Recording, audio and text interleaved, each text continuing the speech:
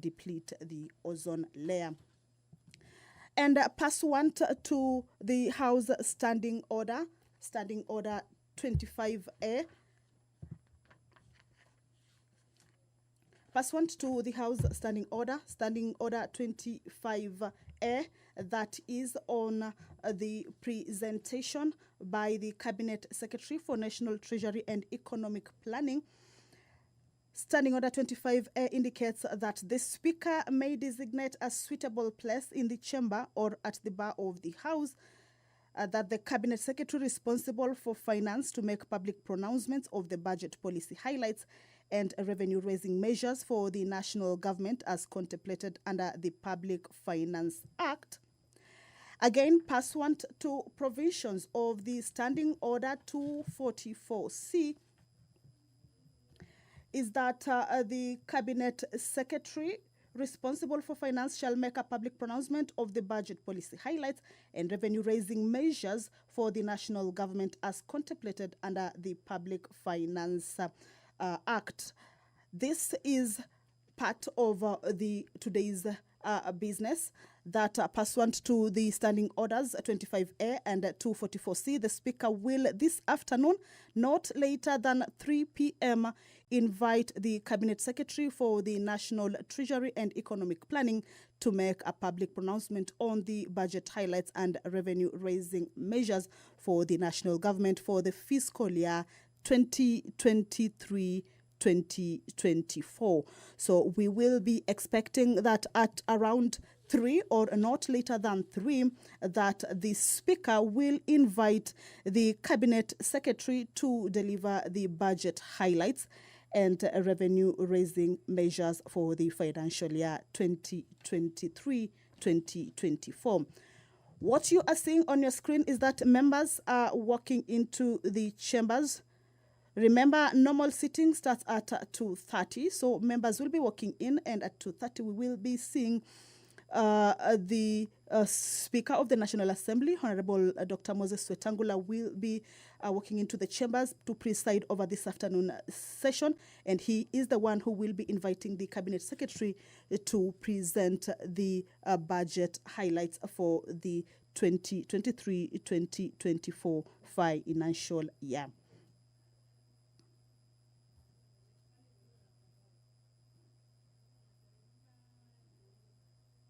Well, if you are just joining us, welcome to this particular live broadcast of the National Assembly proceedings afternoon sitting on this 15th day of June, the year 2023.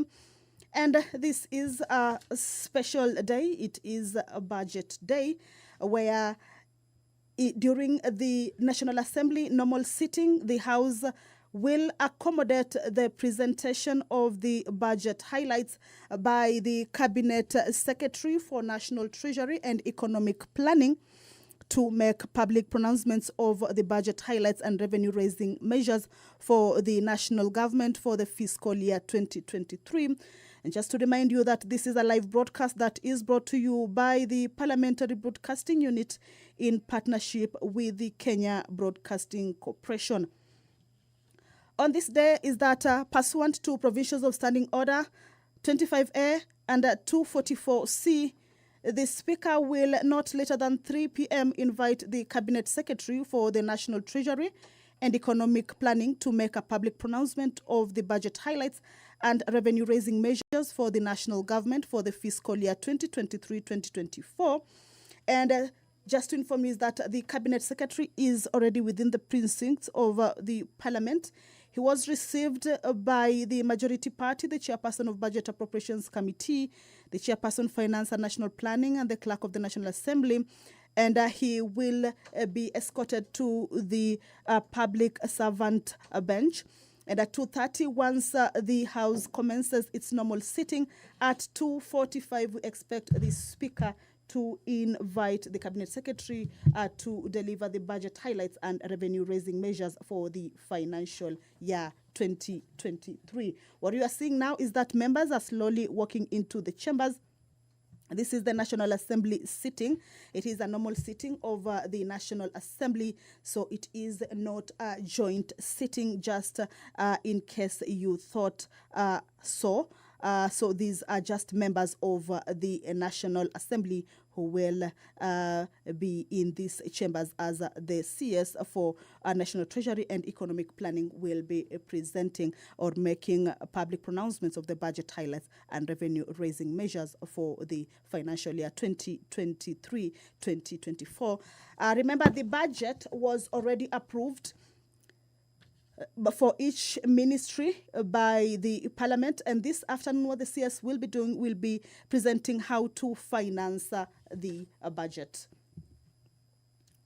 And a look at what the budget for the next financial year is. The budget has been set at 3.679 trillion.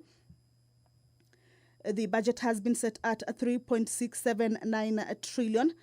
And on the revenue bit is that 2.57 trillion is ordinary revenue, and 347 billion is appropriation in aid.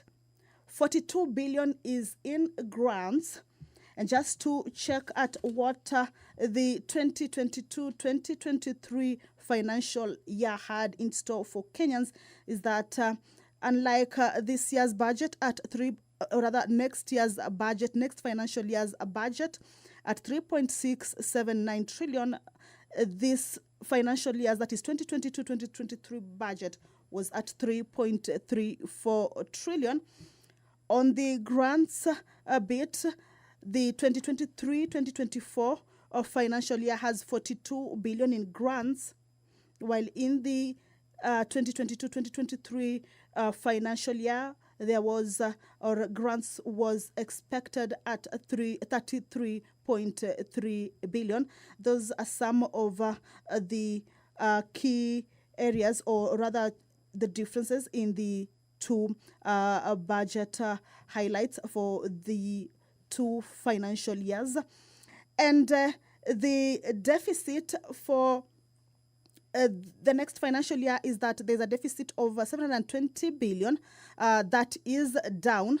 The 720 billion is at 4.4% of the GDP, and it is down from 6.2% for the financial year 2022-2023. If you are just joining us, is that these are preparations for the presentation of the national government budget highlights and revenue-raising measures for the national government for the fiscal year 2023-2024. And just to remind you is that this is the inaugural budget, or if you like, the first budget for the Kenya Kwanza government, as well as the first budget for President William Ruto. So just to look at some of what is entailed in the budget is that the expenditure is 2.3 trillion Kenya shillings in the national government expenditure, this including parliament and judiciary. We also have equitable share of counties, that is 385 billion Kenya shillings. Remember, this is an addition of 15 billion Kenya shillings in this year's financial year. The county government were allocated 370 billion Kenya shillings. So those are some of the highlights that this budget has. But looking at the key priority areas that this government is seeking to channel its funds to, we have the agricultural transformation. We also have the MSMEs. There is also the housing sector, also healthcare, as well as digital superhighway and creative industry. These are some of the key 5 key pillars or priorities that some of the allocations will be channeled to improve various sectors or various issues that are meant to improve the life of the local mwananchi. The 630 billion, that is around 27.4% is of national government expenditure, has been allocated to education. This, like I told you, remember the budget was already approved by the parliament for each ministry. So we have 630 billion that has been dedicated to improving the country's education system. This is on the sector allocations. We also have the Teachers Service Commission, that is a TSC, in the education sector, is that has been allocated 323.8 billion. This is to support teachers' salaries and related expenses. The health sector, which is one of the key pillars or priority areas for this government, is that it has been allocated 141 billion Kenya shillings. And this is to enhance healthcare services across the country. The judiciary, which is part of the national government expenditure, that falls within the 2.3 trillion in the national government expenditure, is that it has been allocated 22 billion to support the administration of justice. In the manufacturing, which has been also a key pillar, or which has also been one of the targets in channeling funds or monies to in improving the economy, is that 3 billion has been dedicated to export or processing zones, this commonly referred to as EPZs, and this is to enable, promote industrial growth and export-oriented industries. These are some of the sector allocations in the 3.679 budget for the financial year 2023-2024. If you are just joining us, is that members of the National Assembly are getting into the chambers in preparation to give way for the Cabinet Secretary for National Treasury and Economic Planning to be able to make public pronouncements for the national government for the fiscal year 2023-2024. A look at some new issues that have come up in this budget. We have seen the introduction of new taxations. There is the 1.5 housing tax.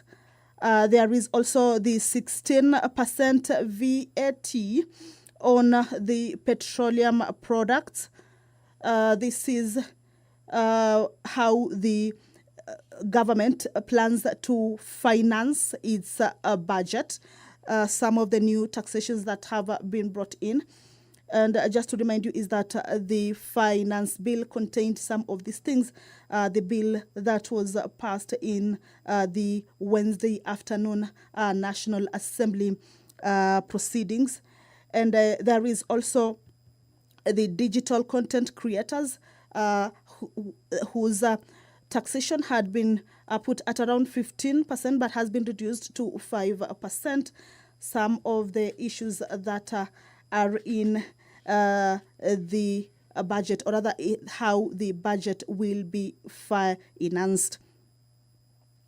At around 2:45 is when we are expecting that the Speaker of the National Assembly, Honorable Dr. Moses Wetangula, will be inviting the Cabinet Secretary to deliver the budget highlights and revenue-raising measures for the financial year 2023-2024. And members are still getting into the chambers, each of them taking up their seat to get to understand the budget highlights as the CS will be presenting. And this presentation will be on how the budget will be financed. And the education sector, which we understand is one of those that are receiving quite a huge amount, is that there is allocation for hiring of more teachers and more TVET trainers. There is also the allocation for funds to operationalize 21 KMTC campuses, including 1 billion for hiring of more lecturers and staff. Also, there is the enhancement of the Hustler Fund by 10 billion more. So the Speaker of the National Assembly, Honorable Dr. Moses Wetangula, is walking into the chambers. We understand that the CS is already in the chambers and seated at the public servants bench. This is on the right side of the Speaker. Of course, he is joined by his peers. And in a few minutes, the Speaker will be inviting the CS to make the public pronouncements on the budget highlights and revenue-raising measures. Allow me to hand you over to this live broadcast brought to you by PBU in partnership with KBC. Good afternoon. My name is Kamche Menza. Ewe Mwenyezi Mungu, ambaye kwa hekima na wema wako umetuoa nyadhifa za viongozi na mabunge kwa ustawi wa jamii na utawala wa haki wa wanadamu. Tutakusihi utazame kwa neema nyingi sisi watumishi wako ambao wameridhika kutuita ili tutekeleze shughuli muhimu za jamhuri yetu. Tutakuomba uteremshie baraka zako sisi tuliokutanika hapa na utujalie tuyatende na kufikiria mambo yote yatakayofikishwa mbele yetu kwa njia ya haki na uaminifu, ili utukufu na sifa zako ziendelezwe na ili kustawisha amani, ufanisi na heri ya nchi yetu na wale ambao haja zao wamezikabidhi mikononi mwetu. Amen.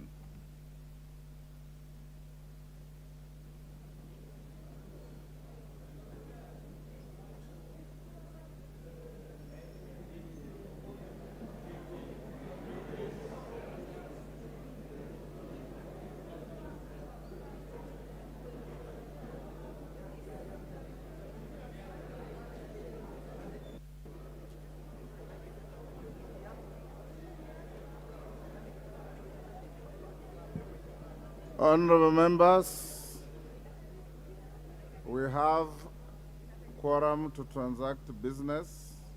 The clerk, you may call the orders.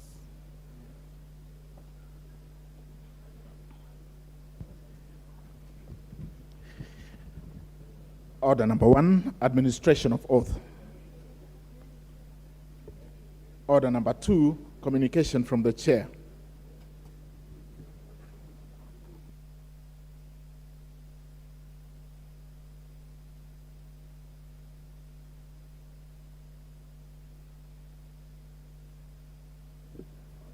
Next order. Order number 3, messages. Order number 4, petitions. Order number 5, papers. Majority Leader. Honorable Speaker. Order. Who is calling for point of order? Honorable Masara. Mr. Speaker, I'm seeing something very strange happening today. You must be respected. The members of UDA party are crossing just this way as if this is a street in Sugoi. This is parliament. You must go there. You respect the speaker and you come here. That is very wrong. Mr. Speaker, they just walk. You must respect the seat of the parliament. Order. If you are feeling, if they are feeling the heat of voting. Take your seat.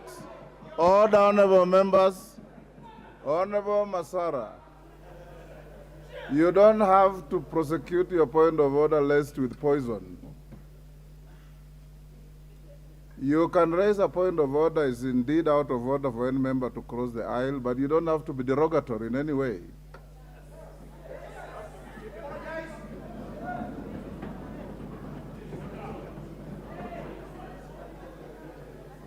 Proceed, Majority Leader. Thank you, Honorable Speaker. Although, Honorable Speaker, Sugoi is a very important village in this country. Honorable Speaker, I beg to lay the following papers on the table of the House today, Thursday, 15th June 2023. 1, report of the National Government Budget Implementation Review for the first 9 months of the financial year 2022-2023 from the Office of the Controller of Budget. 2, County Government Budget Implementation Review Report for the first 9 months of the financial year 2022-2023 from the Office of the Controller of Budget. 3, the Performance Audit Report of the Auditor General on construction of small dams and water ponds by the Ministry of Water, Sanitation and Irrigation and implementing agencies for June 2023. And lastly, 4, the annual report and financial statements for the financial year 2021-2022 from the Office of the Controller of Budget. Thank you, Honorable Speaker. Chairperson, Special Funds, Accounts Committee.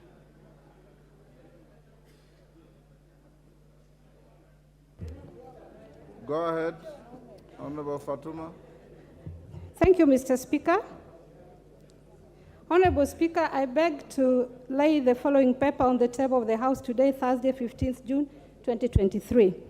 First, report of the Special Funds Accounts Committee on its consideration of the report of the Auditor General on the financial statements of the Women Enterprise Fund, Coffee Sherry Advance Revolving Fund, Strategic Food Reserve Trust Fund, Equalization Fund, Mechanical and...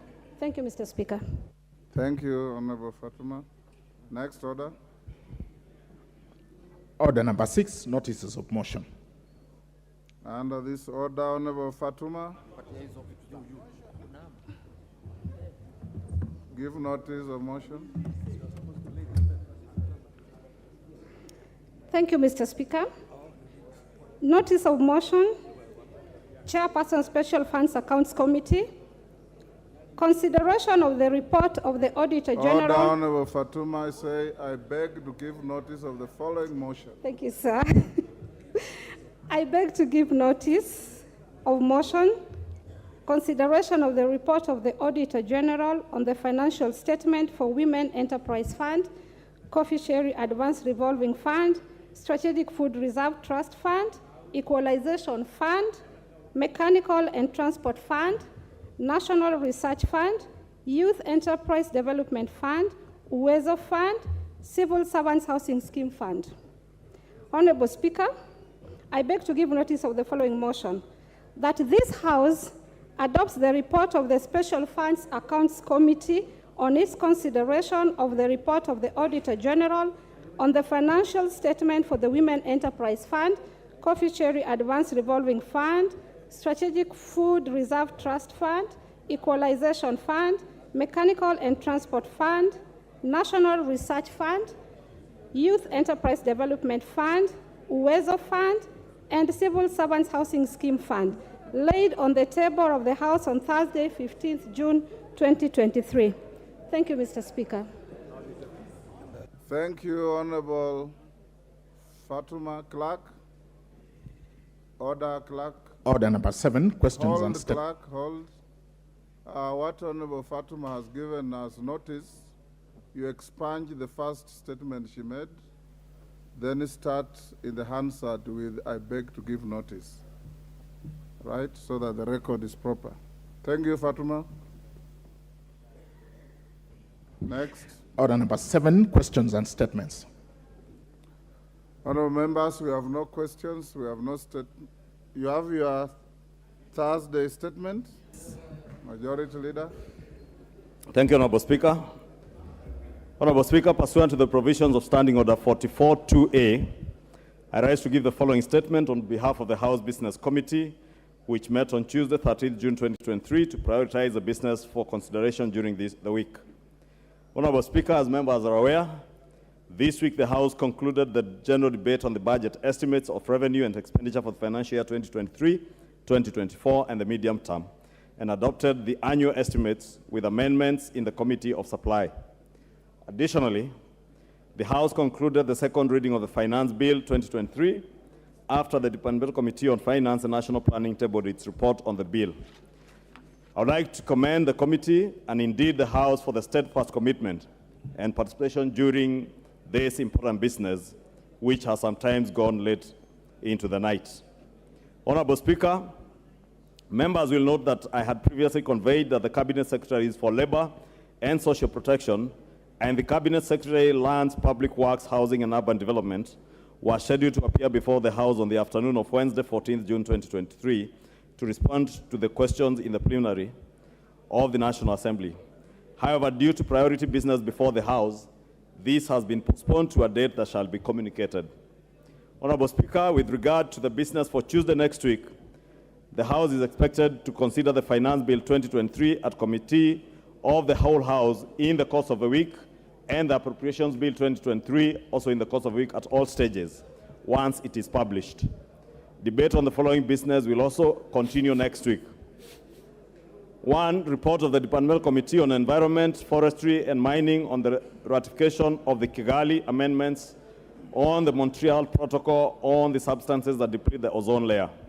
2, the report of the Departmental Committee on Environment, Forestry and Mining on the ratification of the Bamako Convention on the ban of the importation into Africa and the control of transboundary movement and management of hazardous waste within Africa. 3, the report on United Nations Convention Against Corruption, UNCAC, and Global Parliamentarians Against Corruption, GOPAC, Annual General Meeting, and 4, the second reading of the Statutes Law Miscellaneous Amendments Bill of 2022. Finally, the House Business Committee, Honorable Speaker, will convene on Tuesday, 20th June 2023 to schedule business for the rest of the week. And I wish to lay the statement before the table of the House. Thank you, Honorable Speaker. Thank you. Next. Yes, Junet, what is... Mr. Speaker, in line with the statement that has been tabled by the majority leader, I think now there is clarity in the House that the finance bill is coming up for the third reading on Tuesday next week. Because, Mr. Speaker, you know, yesterday when we were debating the finance bill in the second reading, there was a lot of confusion that people didn't know, and many members are saying did not know that the question will be put, even though we have standing order 95 that allows anyone to stand up and ask for the mover to reply. But now with clarity and with a statement that now has been tabled by the majority leader, there is clarity that the third reading is going to happen next week on Tuesday, and members must be aware of that, especially members on our side. Now you can prepare properly. Thank you very much. Yes, Chungwa. Honorable Speaker, you know my good friend, the Honorable Junet, might not have heard me clearly. I said from business beginning on Tuesday, in the course of the week, next week, we will have the third reading and the appropriations bill, should it be published over the weekend. But that is not to say it could be Tuesday, and the Honorable Junet is a member of the House Business Committee, and he knows it is a House Business Committee that schedules business for the week. And I believe when we meet on Tuesday 20th, we'll be able to schedule business for next week. 2, Honorable Speaker, there should be no excuse for any member of parliament to be anywhere else other than in the National Assembly, in chamber, debating, and therefore there were no surprises yesterday. Every member of parliament who's been elected by the people of Kenya from the constituents we are elected in, we should be in the House from Tuesday to Thursday. And it's a very short 4 hours in the afternoon, another 8 or so hours on Wednesday, Thursday, another short 4 hours, and we're off to our constituency. Honorable Speaker, let me just say, in the course of next week, between Tuesday and Thursday, when the House business schedules and the order paper will be published, Honorable Speaker, by Monday night, actually. Then the House business schedules when we transact what business. Junet, you want to pursue that? There is clarity now, but you know, Mr. Speaker, the course of the week is a course that you have to, with your indulgence now, Mr. Speaker, and the mood of the House is that on Tuesday we have the finance bill. Can we agree tentatively here and ask the House, Order, Honorable Junet. Order, members. Order. For avoidance of any doubt and Honorable Junet's point of order, Many members thought that by your vote last evening, you concluded the finance bill. You didn't. There is still the committee of the whole. The bill as you passed yesterday is the bill as published. The committee itself has proposed amendments. There are many members, I believe, will also bring amendments to the bill. And that will be in the committee of the whole, depending on what the House Business Committee, in which Junet yourself sits, you will give direction as to whether to start on Tuesday or Wednesday or whichever day. But I believe that in the course of business, we should be able to start on Tuesday and proceed until you finish. If you want to truncate the process, you can finish on Tuesday. If you want to mount spirited competition, including but not limited to divisions, then we may be able to go on up to Thursday. But be aware that the finance bill is not done yet. Order, no more points of order. Yes, Senior Counsel. Thank you, Mr. Speaker.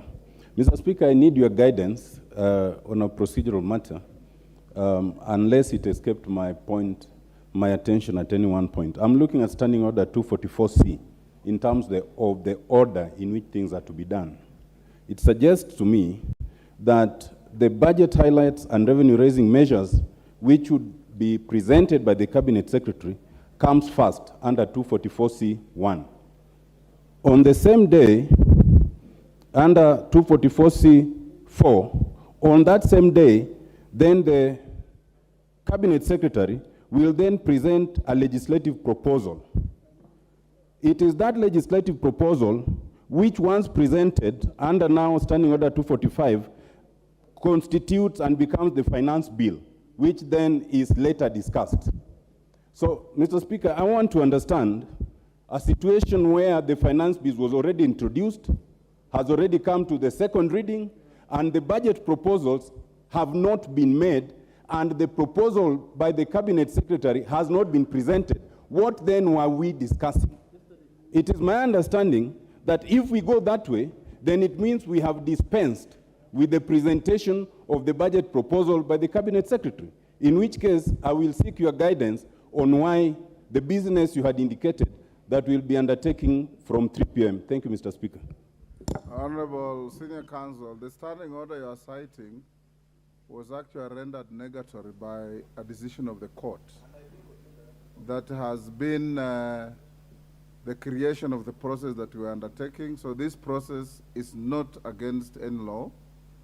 I hear somebody saying that you participated in the court case that rendered the standing order negatory.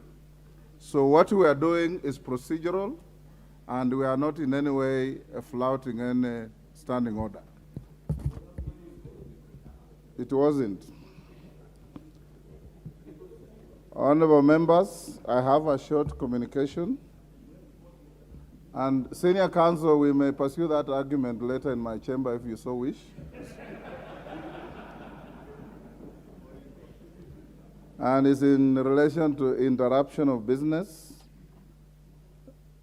pronouncement on the budget policy highlights, and revenue-raising measures for the national government for the financial year 2023-24. Honorable members, Section 40 of the Public Finance Management Act 2012 and Standing Order 244C require the Cabinet Secretary for the National Treasury to make a public pronouncement on the budget policy highlights and revenue-raising measures for the national government each financial year.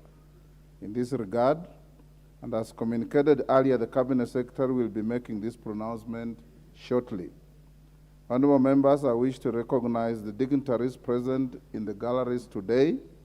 They include members of the Cabinet, led by the Prime Cabinet Secretary, the Honorable Dr. Wycliffe Musalia Mudavadi, EGH.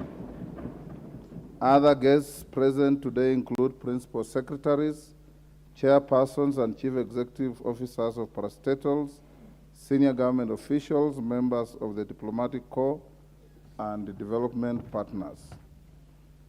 On behalf of the National Assembly and on my own behalf, I welcome all of you to the National Assembly.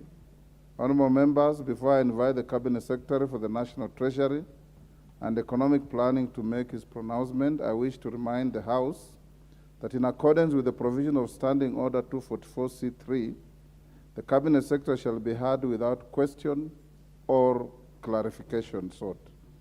Further, the provisions of the Parliamentary Powers and Privileges Act 2017 do apply to the Cabinet Secretary during this sitting. Not all Cabinet Secretaries present, but only the Cabinet Secretary for the Treasury and Planning. Honorable members, I now interrupt the business of the House to allow the Cabinet Secretary for the National Treasury and Economic Planning to make public pronouncement on the budget policy highlights and revenue-raising measures for the national government for the year 2023-2024 and the medium term. Cabinet Secretary for the National Treasury and Economic Planning, Professor Njuguna Ndungu, CBS, you may now proceed. The floor is yielded to you.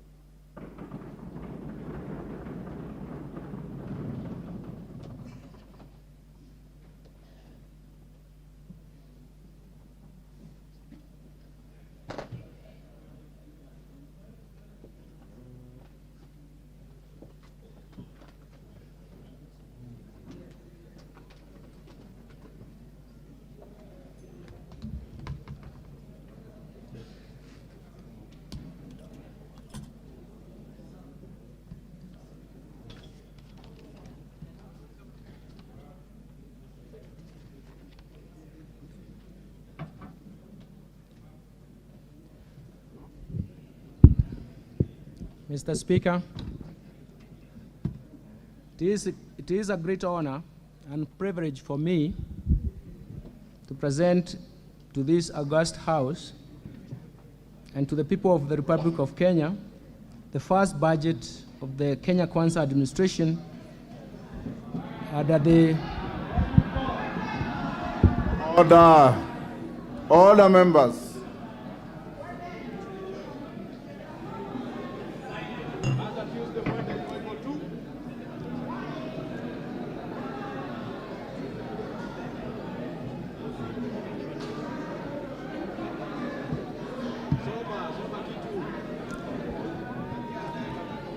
Okay,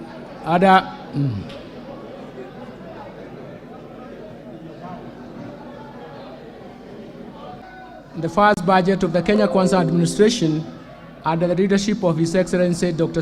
William Samoei Ruto, the President of the Republic of Kenya and the Commander-in-Chief of the Defense Forces. I do this in compliance with the Standing Order number 241 of the National Assembly and Section 40 of the Public Finance Management Act of 2012 that requires the Cabinet Secretary for the National Treasury to make pronouncement of the budget policy highlights and revenue-raising measures to the national government.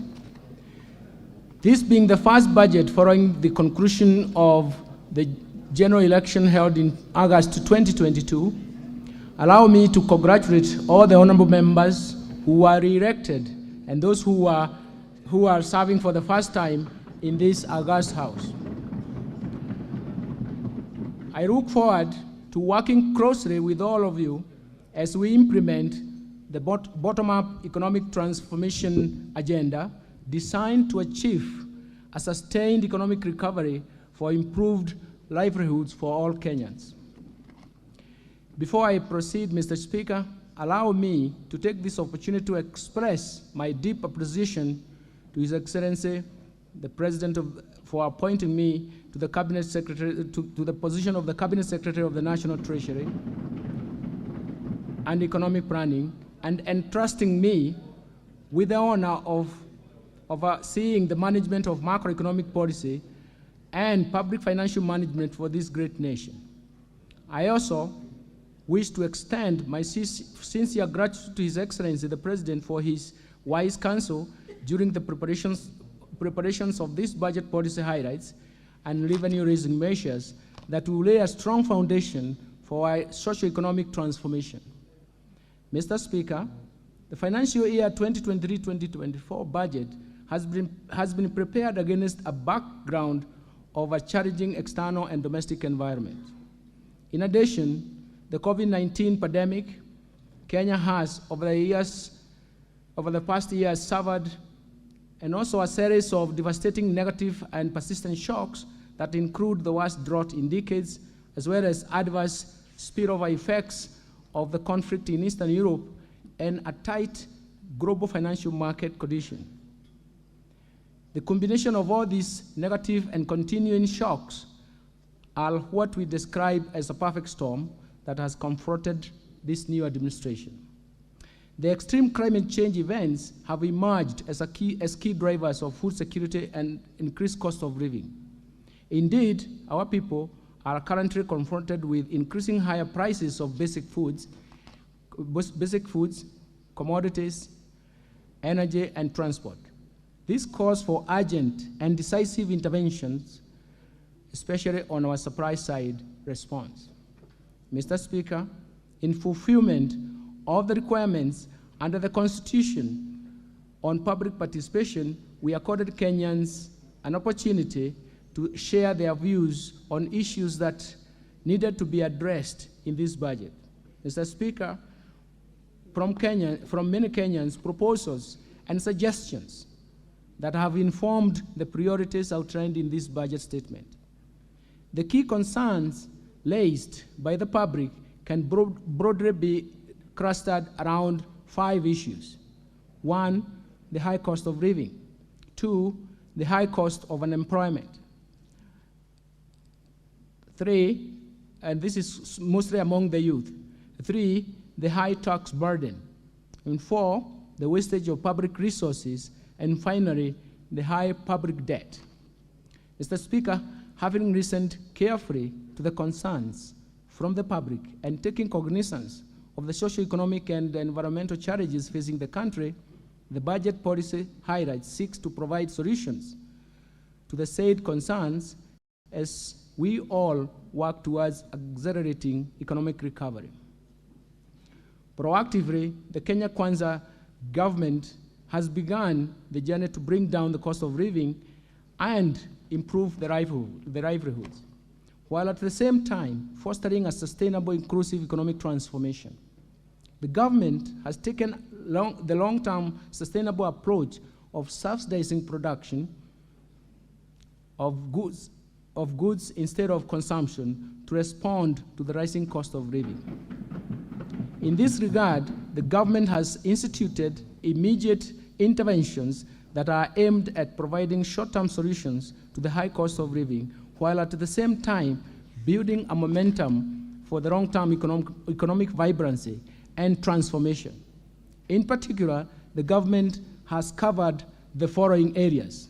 First, through the e-voucher fertilizer subsidy program, availed to 6 million or of 50 kilos a day of Kenya shillings, 3,000 per bag. So far, the government has registered 5 million farmers nationwide and issued over 2.5 e-vouchers to registered farmers. As a result, Kenyan farmers have been able to plant at least 200,000 additional acres of food this year and used 2 million more kilograms of seeds, and that is expected to improve the agricultural yields. Second, the government has granted duty waivers for importation of key food products such as white maize, rice, yellow maize, soya beans, soya bean meal, assorted protein concentrates, and feed additives effective from 1st February to 6th February, 1st February this year to 6th August 2023. This has been done in order to bridge the food stocks deficit and will lower the cost of food prices. As a result of the drought, third, the mitigation measures and the climate adaptation programs, the government initiated a national tree planting campaign that seeks to enhance our national tree cover from 12% to 30% through a target of planting 15 billion trees by 2032. In addition, the government has initiated new dam constructions to address the drought concerns and ensure Kenya has enough harvested water to facilitate a water management strategy for irrigation and food production.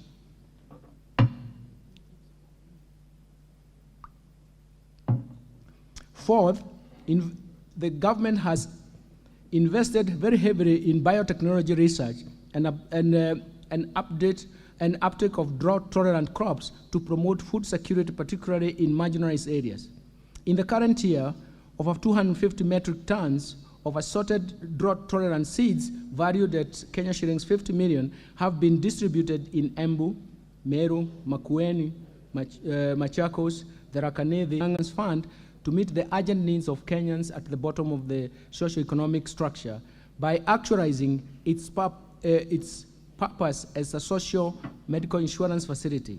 In addition, the government has committed to deliver universal health coverage to ensure that every Kenyan attains dignified health care at a minimum subscription fee. And finally, the government has reviewed the policy on the energy sector with the aim of developing and diversifying this market further by improving the sourcing and supply of cooking gas that inevitably has resulted in high costs that drive domestic inflation. This has allowed for additional players to be licensed and to set up liquefied petroleum gas facilities. A common use of bulk storage and even handling facility for LPG will be constructed through a private sector participation framework to enhance market certainty and stability in the use of LPG. This will cut costs of handling and evacuating gas from ships to the mainland, and hence allowing dealers to pass through the cost of relief to consumers. Mr. Speaker, in order to improve service delivery and support livelihoods and businesses, as well as strengthen governance institutions, the Kenya Kwanza government has, since assumption of office, established Financial Inclusion Fund. This is commonly known as the Hustlers Fund. That was set up in November 2022 to provide access to affordable credit to individuals and MSMEs, medium and small enterprises, and to encourage savings. This is an intervention that will remain at the bottom of the pyramid in order to access borrowing under the fund. A customer only needs to register through his or her mobile phone. Since the launch of the first product, the Hustler Fund Personal Loan Fund, the government has invested a total of 11 billion shillings. This money has been revolving within the fund, providing low interest rate at 8% per annum, and so far 16.07 million Kenyans, of which 7.1 million are repeat customers, have actually accessed the fund. So far, 30.8 billion has been borrowed from this revolving fund. In addition to borrowing, the fund is designed to encourage savings. To date, 1.5 billion has been saved as a mandatory savings, while Kenya shillings 17 million has been saved on a voluntary basis. We have witnessed a phenomenal growth in the number of transactions that currently stand at 43.5 million transactions. The largest number of the times a single customer borrower has borrowed from the fund is about 50 times, indicating strong traction of the Hustlers Fund. To further empower the medium and small enterprises, the government on 1st June 2023 launched the second product of the Financial Inclusion Fund that is aimed at facilitating Kenyan access funding through groups. This follows the phenomenal success of the personal loans products under this initiative, and this will allow lending groups such as chamas and SACCOs and SACCOs. The groups can now borrow loans from between 20,000 shillings to 1 million shillings. Third, we have redesigned the competence-based education curriculum to make it responsive to our education needs. And fourth, I've employed over 30,000 teachers in a historic and unprecedented drive to improve the national teacher-pupil ratio and enhance performance. Fifth, government has introduced new funding model for higher education that will make the universities and technical training fully inclusive, financially self-sufficient, and also capable of competing with their peers globally while contributing to our national socio-economic transformation. Sixth, the government has established the National Open University in order to make higher education inexpensive, affordable, accessible, inclusive, and attainable to all. The university will create its charter before the end of this month, that is June 2023. Seventh, the government has launched several affordable housing projects across the country, translating to about 36,000 housing units in just 8 months. Eighth, the government has proposed and moved with digitalization, and the digitalized and automated services to the tune of 3,570 of government services through the eCitizen platform that has enhanced access to government services and brought greater convenience to citizens. The government targets to bring on board close to 5,000 services on the eCitizen platform by the end of 2023. Number 9 is the government has launched a data protection registration system to provide digital identity to all Kenyans in order to facilitate the transactions between the government and its citizens. Finally, returned the port operation from Mombasa and Naivasha returned the port operations from Nairobi and Naivasha to Mombasa in order to revamp the coastal economy and give importers, especially the business community, a choice on cargo clearance. The government has introduced a G2G, a government-to-government arrangement for oil importation to provide a longer-term supply of fuel and ease the monthly demand of US dollars in a situation where global dollar shortage was ensuing.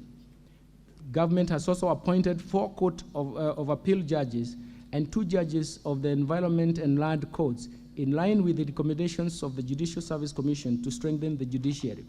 Further, the government escalated the actualization of the judiciary fund that will increase the allocation of resources towards enhancing the access to justice. And finally, the government has enhanced the independence of the National Police Service by granting them financial autonomy as envisaged in our Constitution.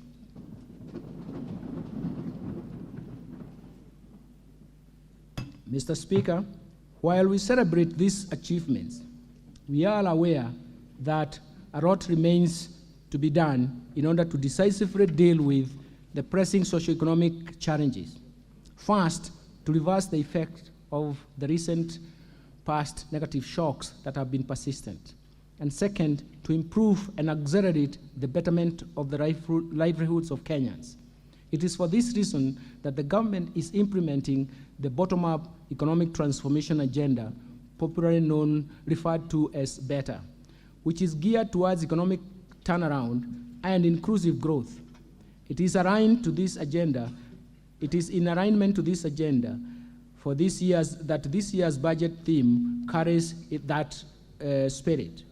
This year's budget, the theme is bottom-up economic transformation and climate change mitigation and adaptation for improved livelihoods of Kenyans.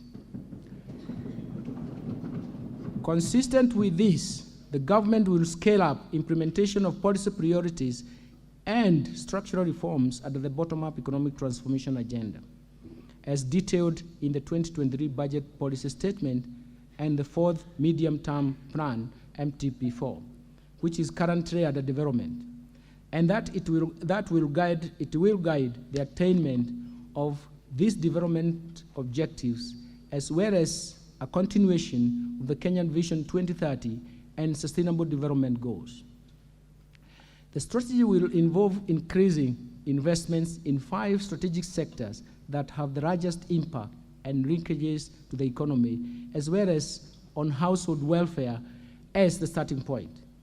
These 5 sectors include agricultural transformation, micro and small medium enterprise economy, housing and settlement, healthcare and digital superhighway, as well as the creative industry.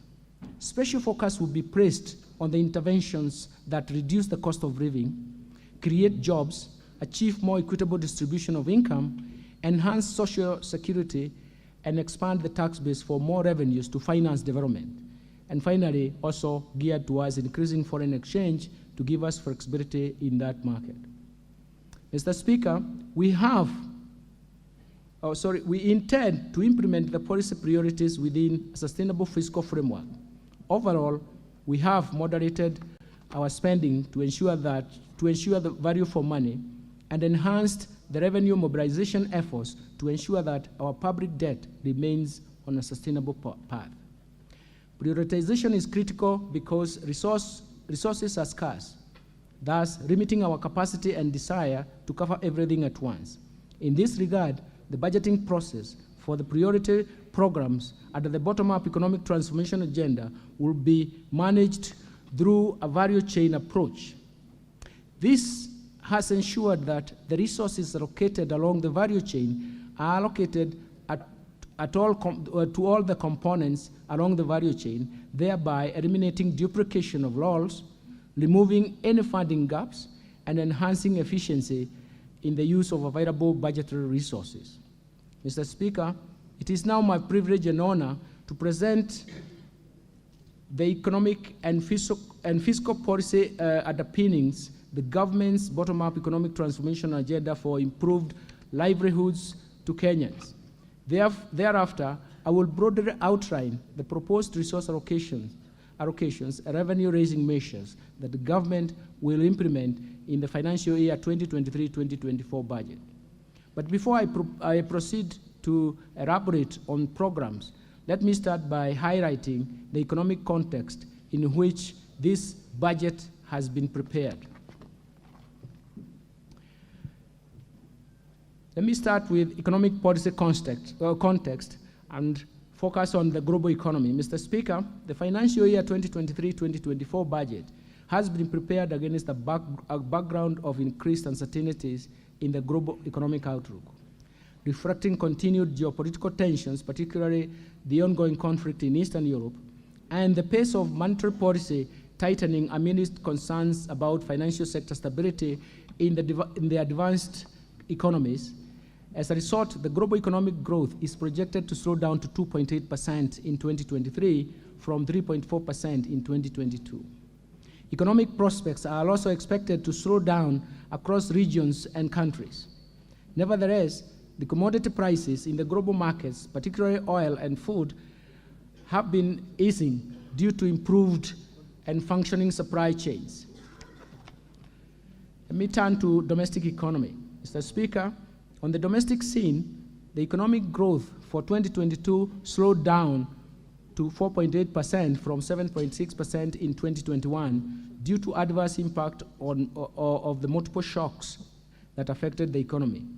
Kenya's growth in 2022 was supported by growth in the services sector, while the agricultural sector contracted for the second consecutive year due to the prolonged drought effects, but that also contributed to a slowdown in the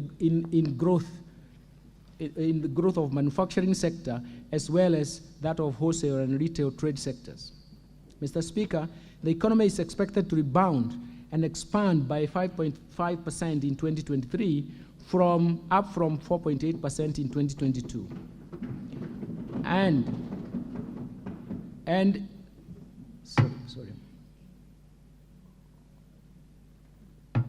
it is supposed to maintain that pace of the medium term.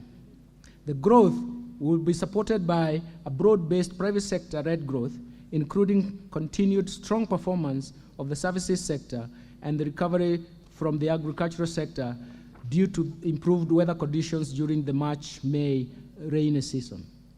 This growth outlook will be reinforced by interventions being implemented by the government under the bottom-up economic transformation agenda that include the provision of subsidized fertilizer and seeds to farmers during the planting season.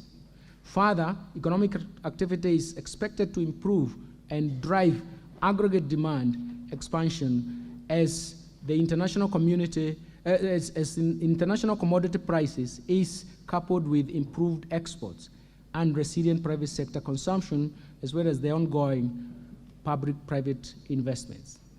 Mr. Speaker, the government will continue to support economic recovery by pursuing prudent macroeconomic policies geared towards reducing debt vulnerabilities and supporting sustainable and inclusive development.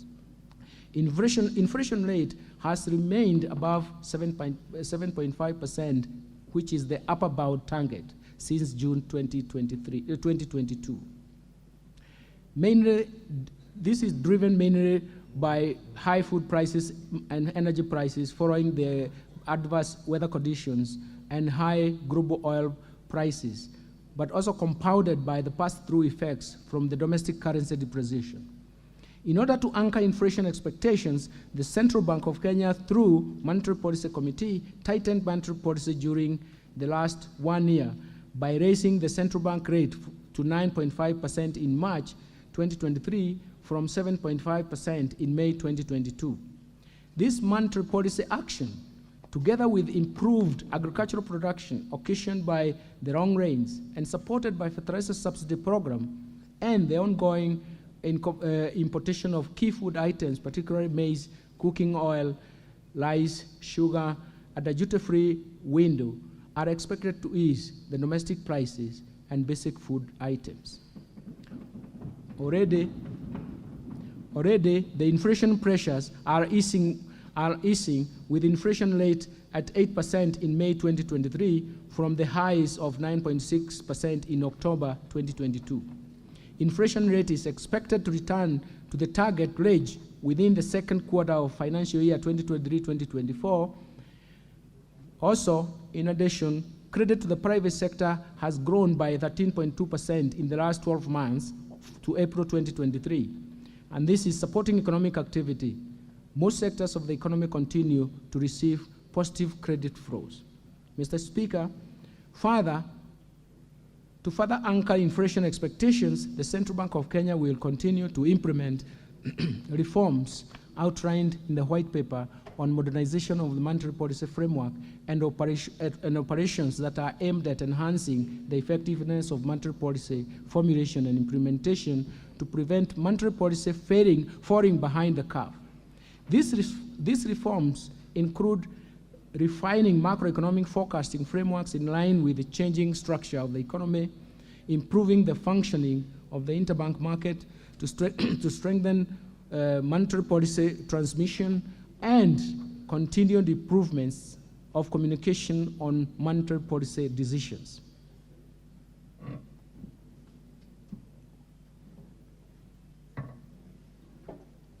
Mr. Speaker, the fiscal policy stance over the medium term aims at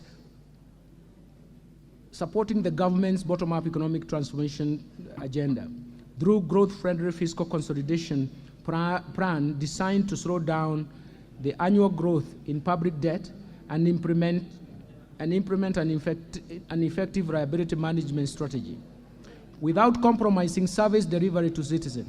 This will improve the country's debt sustainability position.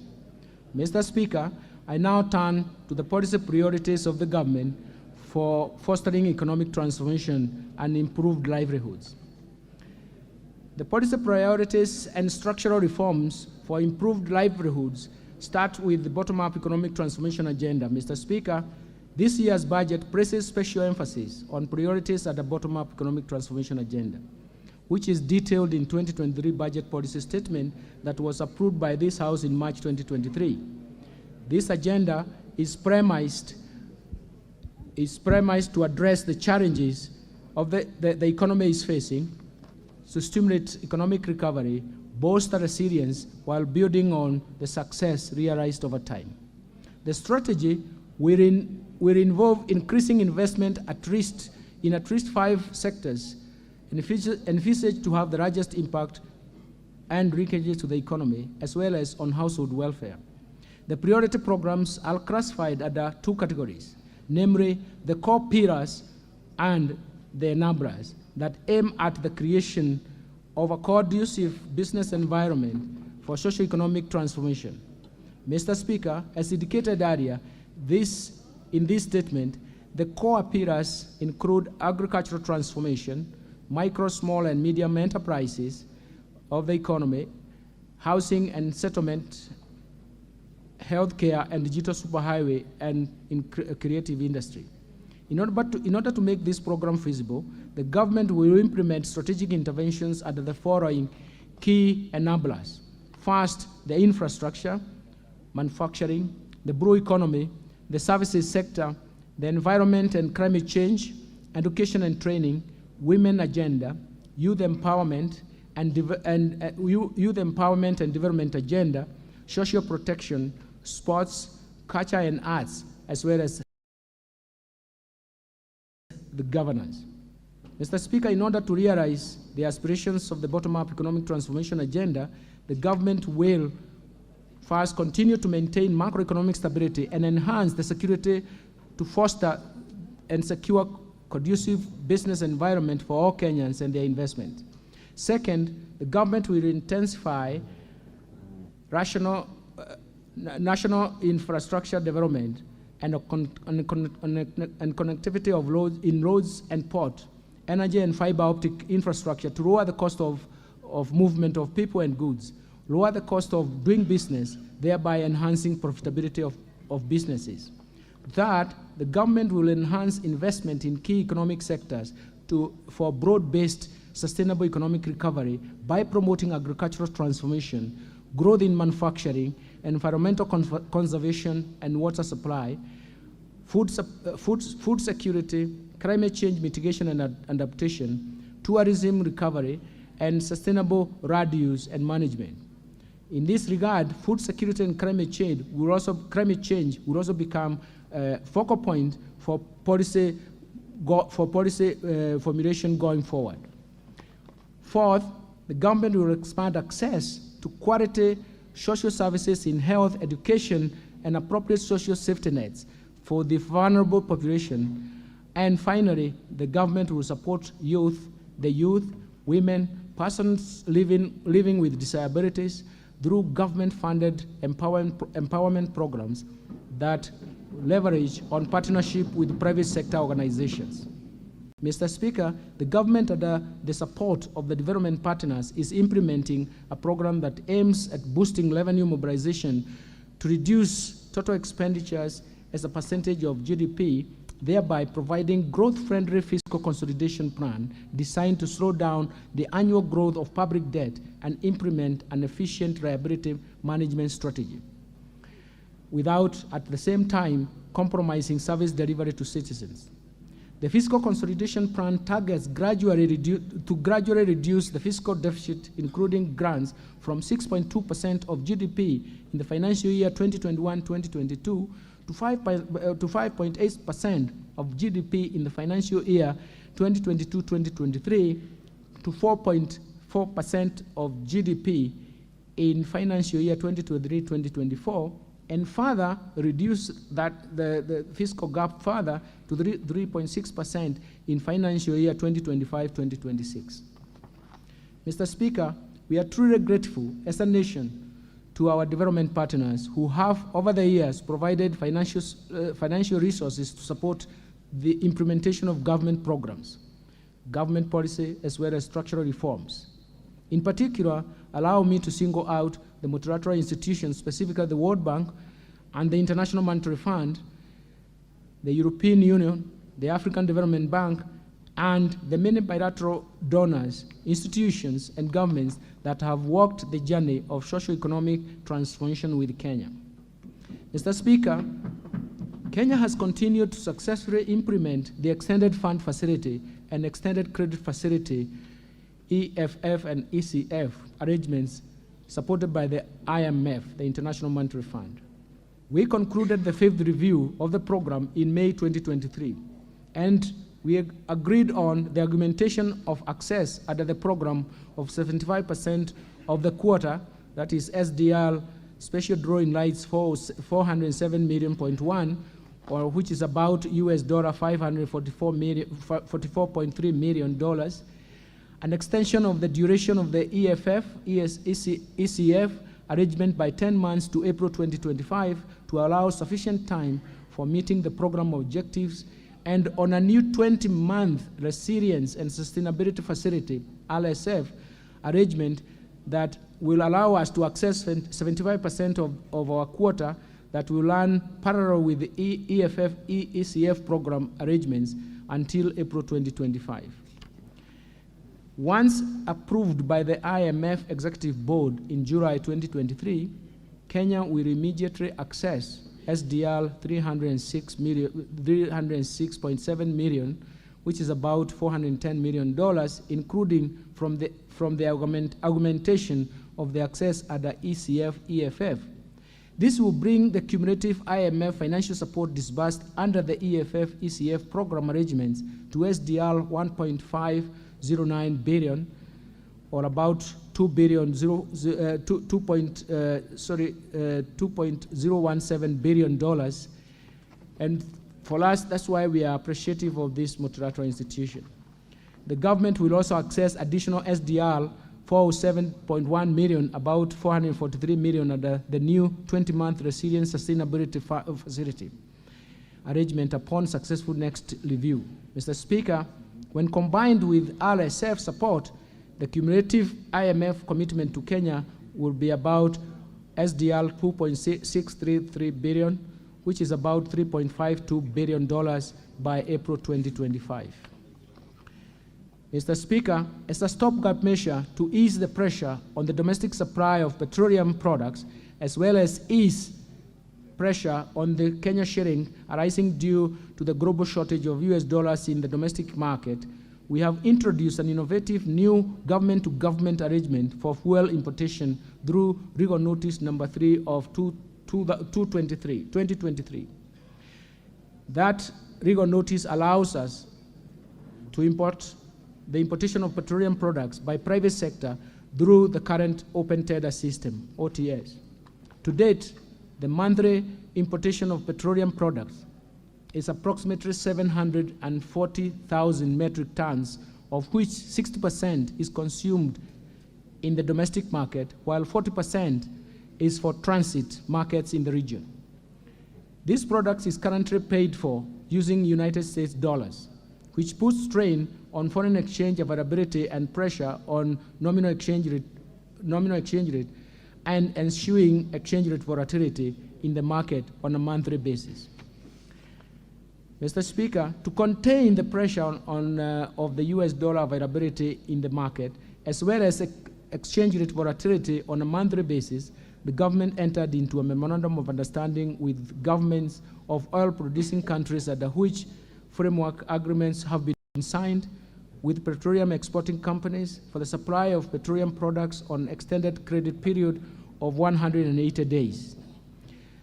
The objective of this arrangement is first to ease the monthly demand of the US dollars in the foreign exchange market that is driven by petroleum imports, and by extending time required to source the US dollars from the current 5 days to 180 days.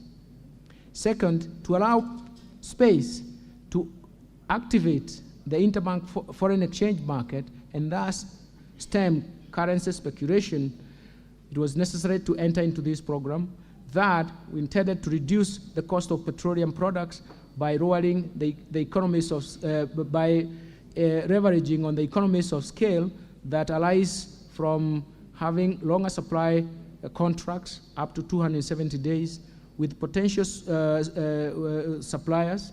And fourth, we wanted to make sure that we avoid supply disruptions by safeguarding longer-term supply contracts for petroleum products. And finally, it has allowed us to structure, in the future, to structure the fuel pricing mechanism that will be dependent on market conditions.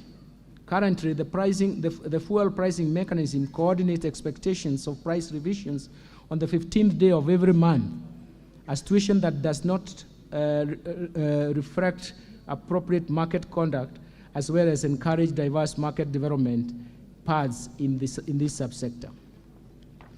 I now turn to climate change mitigation and adaptation. Mr. Speaker, the climate change has become a pressing issue globally. Like other economies, Kenya economy is vulnerable to its ravaging impacts. Indeed, we have just come out of the worst drought in 40 years, which has claimed lives of people and livestock, while at the same time threatened the livelihoods of millions of Kenyans. Given our vulnerability to climate change, it is imperative that we build a more climate-resilient economy. For this reason, the government has stepped up climate adaptation and mitigation efforts, including green energy, smart agriculture, decarbonized manufacturing, e-mobility, and green building. All these are aimed at the attainment of zero carbon by 2050. The government has committed to secure our future and to achieve a clearer and safer environment for all Kenyans by reducing greenhouse emissions, halting and reversing deforestation, biodiversity loss, and land degradation. In this regard, issues of climate change, mitigation, and adaptation have been mainstreamed in all government programs and across all levels of government.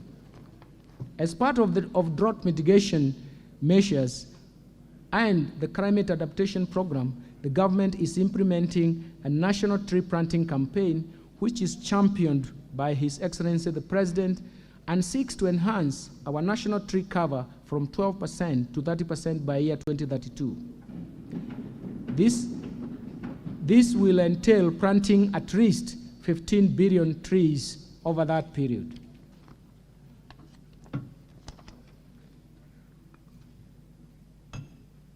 Mr. Speaker, climate financing has emerged as a very important means of implementation of climate change and for promoting sustainable development and financial sector development.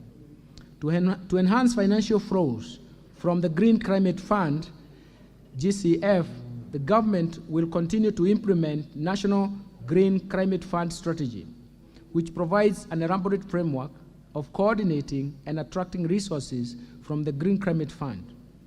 The government will also implement financing locally led climate action, we call it FROCA, program in collaboration with county governments and development partners to manage climate risks. Further, to support our climate change efforts and characterize additional climate finance from other official and private partners, we have agreed with the IMF on a new 20-month resilience sustainability facility arrangement that will run in parallel with the current program arrangement until April 2025. Mr. Speaker, the government last year committed to fast-track the enactment of Disaster Risk Management Bill and finalize the Public Finance Management, Disaster Risk Management Fund regulations. These are meant to strengthen the disaster risk management in the country, given that Kenya is predisposed to various disasters, some of which are exacerbated by the ravaging effects of climate change. These disasters often have a huge negative impact on the economy. I wish to report that the relevant departmental committee of this House is in the process of considering registration on matters relating to disaster risk management. I urge this House to prioritize this matter to enable Kenya have an overarching framework on disaster risk management. I will later be submitting to this House for consideration the Public Finance Management, into brackets, the Disaster Risk Management Fund Regulations 2023 that will enable the establishment of the Disaster Risk Management Fund. Let me turn to legal and policy, legal and institutional reforms. Mr. Speaker, the government's bottom-up economic transformation agenda, BETTER, will be underpinned by sound and appropriate policy, legal and institutional reforms. that are aimed at improving the business environment, increasing the efficiency of public service delivery, and strengthening the accountability and transparency in public finance management. These reforms are outlined as follows. First, the procurement reforms. Mr. Speaker, on a continuous basis, the government reviews the procurement policies and procedures to ensure that we achieve efficiency and transparency and enhance good governance and promote savings in the procurement process. This is one critical area that government can achieve efficiency and unlock savings given the limited financial resources and fiscal space.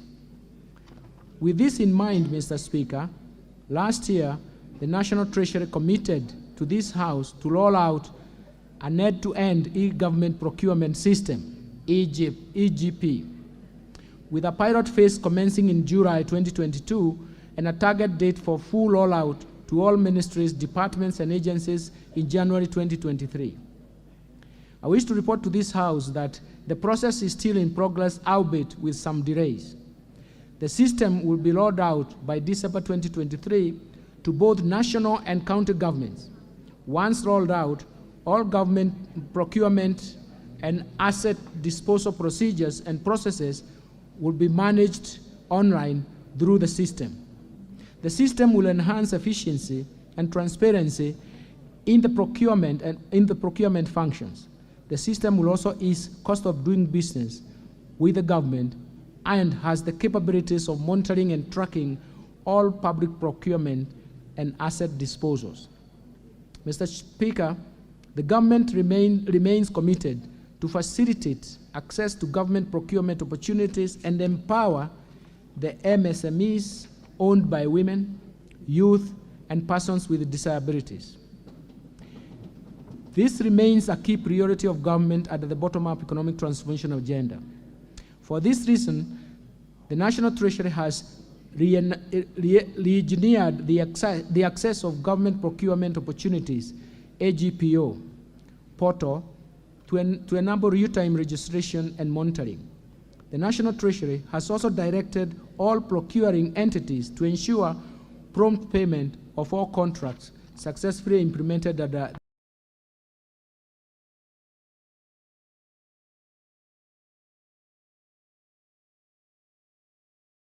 the AGPO that will enable businesses owned by the target group access liquidity promptly.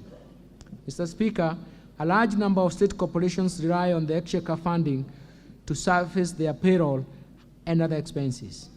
Over the years, bloated payrolls have remained a large burden to the exchequer, resulting in accumulated unserviced statutory obligations and also pensions liability running into billions of Kenya shillings. It has also been established that in most state corporations, a huge proportion of the staff complement comprises of support staff with a thin complement of technical staff. This gravely affects the core service delivery. To address this challenge, the State Corporations Advisory Committee, SCAC, will immediately embark on an aggressive program to rationalize staff establishment to keep them lean and strictly adhere to 70-30 ratio of technical staff to support staff. In addition, the National Treasury shall henceforth only approve budgets for hiring staff for only state corporations that have received approvals from the State Corporations Advisory Committee, the Public Service Commission, PSV, and Salary and Remuneration Committee together jointly. This requirement is in addition to confirmation of the requisite funding. Mr. Speaker, to support the restructuring of the state corporation, the Cabinet approved the Privatization Bill 2023. It seeks to repeal the Privatization Act of 2005 and streamline the privatization process and in order to restructure the state-owned enterprises. This was subsequently submitted to this House by the National Treasury in May 2023. The bill, once enacted, will enable the selected state-owned enterprises to achieve their full potential by entrenching commercial principles and reduce their reliance on the exchequer funding. I urge honorable members to support the government in this endeavor.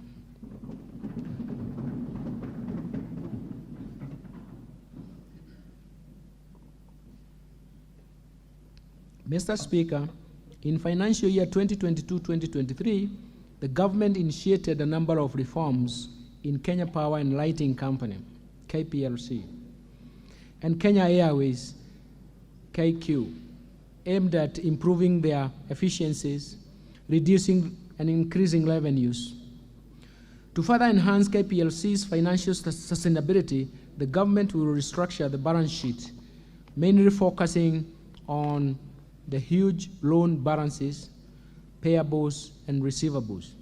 This will in turn address the current huge liquidity gap at KPLC. Towards this end, the government will implement a 4-point action plan focusing on, first, transfer of all transmission asset stroke lines to Kenya Electricity Transmission Company, KETRACO. Second, the government will settle outstanding rural electrification schemes, RES operations, and maintenance costs, which has a deficit of 19.4 billion as of June 2022, and ensure that KPLC and Rural Electrification and Renewable Energy Corporation enter into a commercial contract for the future rural electrification schemes maintenance costs. Third, the government will develop and implement a turnaround strategy that includes the reduction of system losses from the current 22.4% to 14.4% by end of June 2025. Fourth, the government will establish a new governance structure of KPLC to give private sector stakeholders fair representation reflecting the company's shareholding structure. With regard to Kenya Airways, the government's policy stance is to turn around the airline and position it as a Pan-African carrier that will ensure it is run with profitability and sustainability objectives, eventually reducing the airline's dependency on budgetary support. Let me turn now to pending bills for the national and county governments. Mr. Speaker, the total outstanding national government's pending bills as of 31st March 2023 amounted to 537.2 billion, comprising of 450 billion for state corporations, semi-autonomous government agencies, and Kenya shillings 79.3 billion for ministries, departments, and agencies. During the same reporting period, the county governments reported pending bills of Kenya shillings 159.7 billion. The management of the pending bills is a challenge. In the public eye will form an important benchmark, and in the public eye it will form an important benchmark upon which the overall integrity of government style of financial management will be tested and judged. The delay in settling payments of pending bills has led to deterioration of financial positions of businesses, in particular micro and small medium enterprises, including business owned by women, youth, persons with disabilities. In view of the above, the National Treasury has prepared a cabinet memo requesting the cabinet to approve the establishment of a pending bills verification committee to carry out a thorough analysis of the stock of all pending bills and advice on how the bills would be settled. Once the outstanding pending bills are cleared by the verification committee, the National Treasury will direct all entities to ensure strict adherence to Public Finance Management Act of 2012 and clear pending bills as a first charge on the budget of the concerned entity in the subsequent financial years. Let me turn now to financial sector stability and development. Mr. Speaker, the banking sector remained stable and resilient in 2022. Deposits held by the sector increased by 12.3%, while pre-tax profits increased by 22.0%. On the other hand, gross non-performing loans for the sector stood at 13.3% in December 2022, a decline from 14.7% in June 2022. The need to build resilience and to exploit emerging opportunities has led to increased consolidation as well as regional expansion through acquisitions. This has led to strong institutions supporting the stability of the banking sector. The sector is therefore expected to remain sound and stable in 2023, building on the reform initiatives and buffers that have been built over the years. Mr. Speaker, in order to address consumer protection concerns arising from unregulated digital lenders, the Central Bank of Kenya introduced Digital Credit Providers Regulations 2022 that were approved in May 2022. They provide regulations and guidelines for the licensing and oversight of previously unregulated digital credit providers.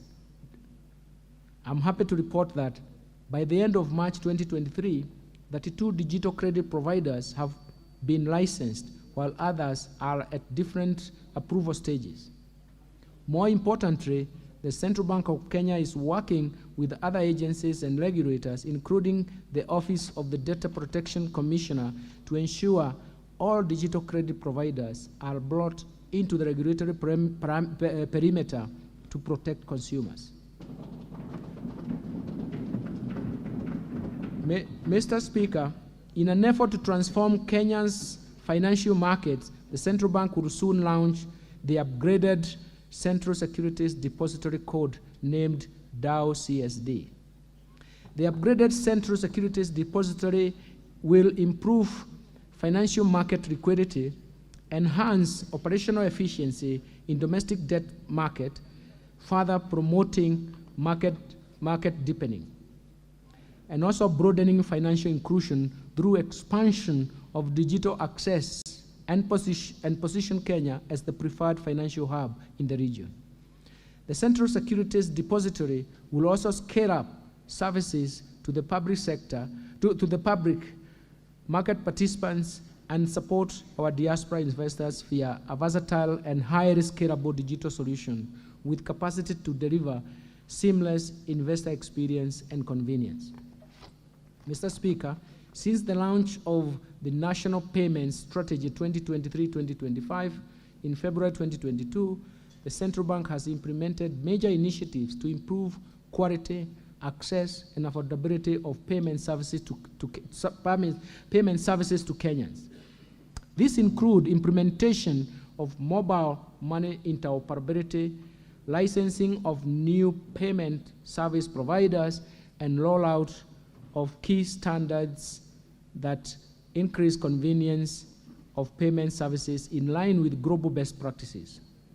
Building on these gains, in the financial year 2023-2024, the Central Bank, together with other stakeholders, will first undertake a comprehensive review of the National Payments System Act of 2011 and National Payments System Regulations of 2014 to modernize Kenya's payments legal and regulatory framework in line with emerging trends, innovations, and enhanced oversight for improved service delivery to Kenyans.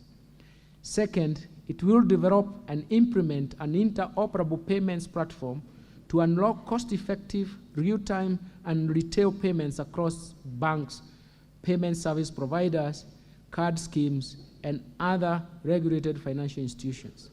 This will further contribute to lowering the cost of these services, increase choice, competition, stability, and widespread adoption of digital payments among Kenyans. Mr. Speaker, in order to reduce money laundering vulnerability, the Central Bank has reviewed and enhanced the banking sector Know Your Customer KYC and Customer Due Diligence CDD processes.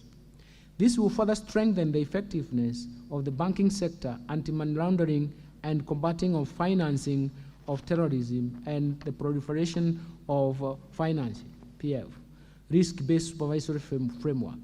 Indeed, AML CFT PF regime is important to uphold.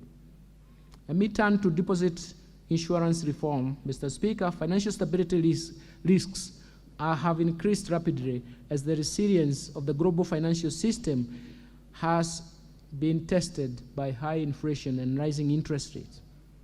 In order to enhance protection of the depositors, the Kenya Deposit Insurance Corporation is in the process of reviewing the current coverage limit of 500,000 with a view to ascertain its adequacy in protecting the micro, small, and medium enterprises.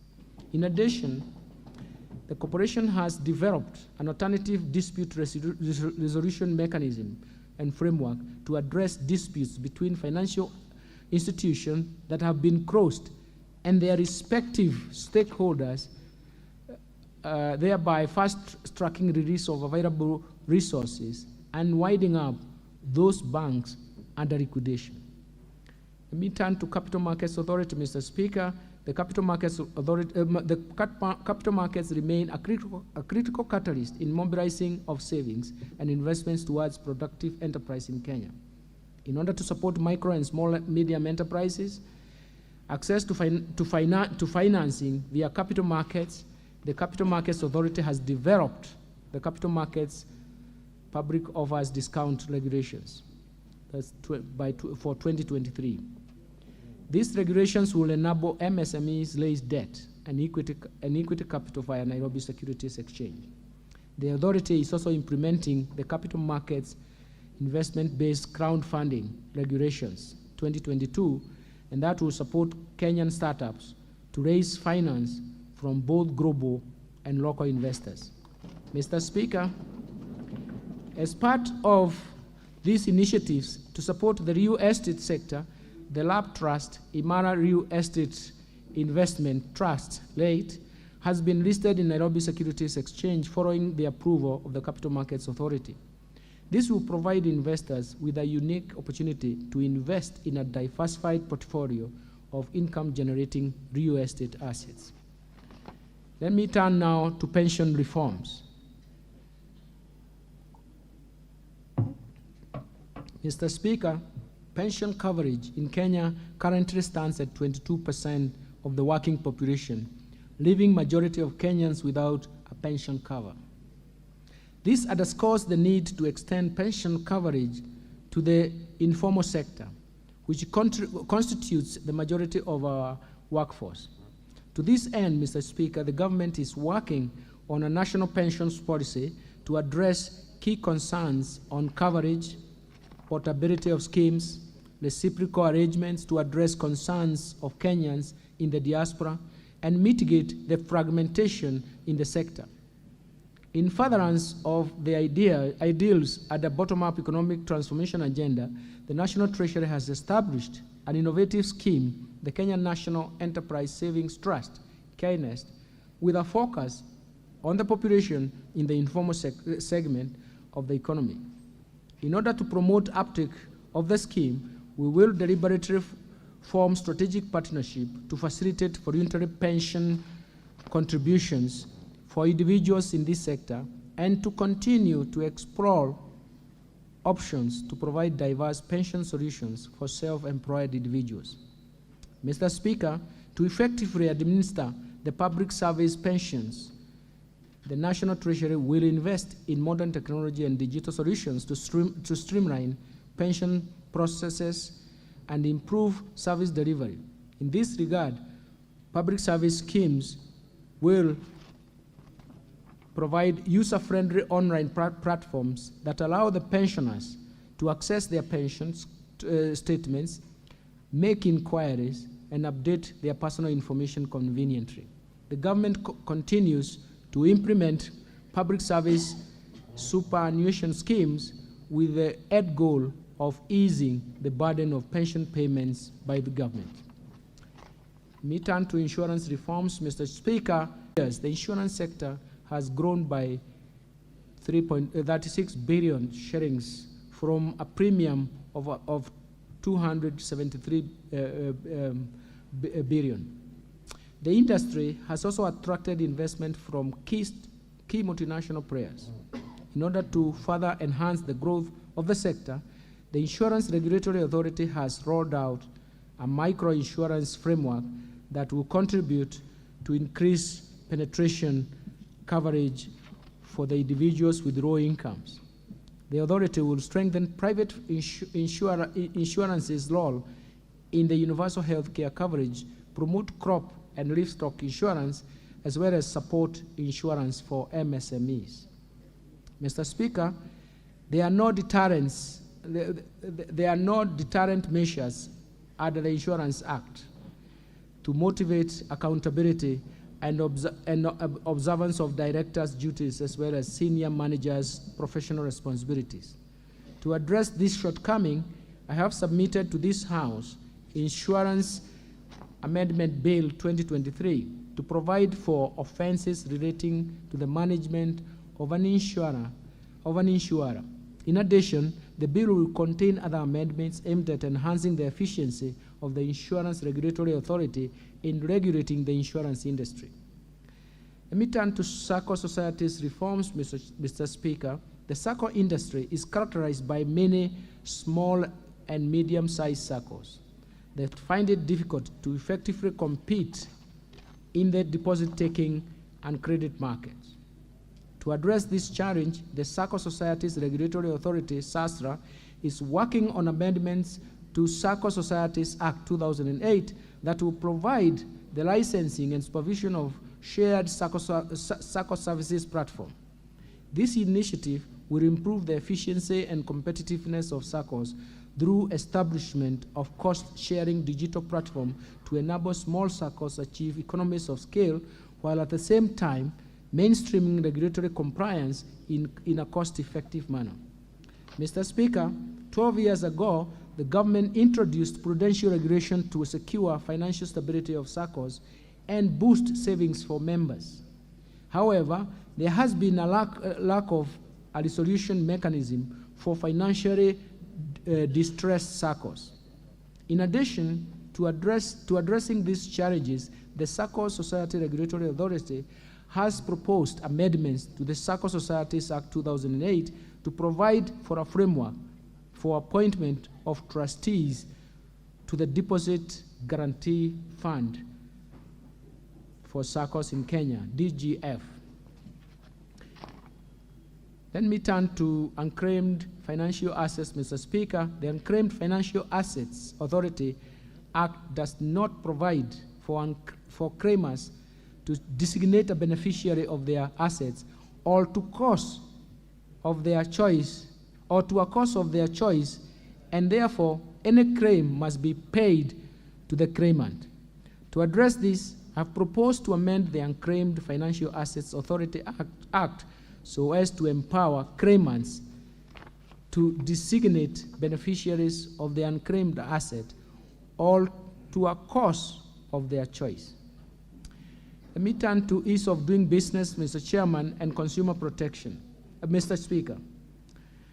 Mr. Speaker, in order to ease the cost of doing business and minimize compliance costs for micro, small, and medium enterprises, the Competition Authority of Kenya will exempt MSE, medium and small enterprise sector from merger notifications, thus enabling startups, digital businesses, among others.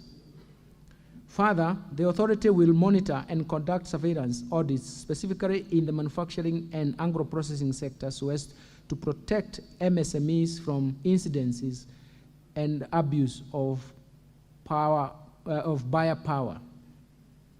Second, implement codes of practice. The Competition Authority will implement codes of practice to ensure that MSMEs in the retail and insurance sectors are protected from powerful buyers.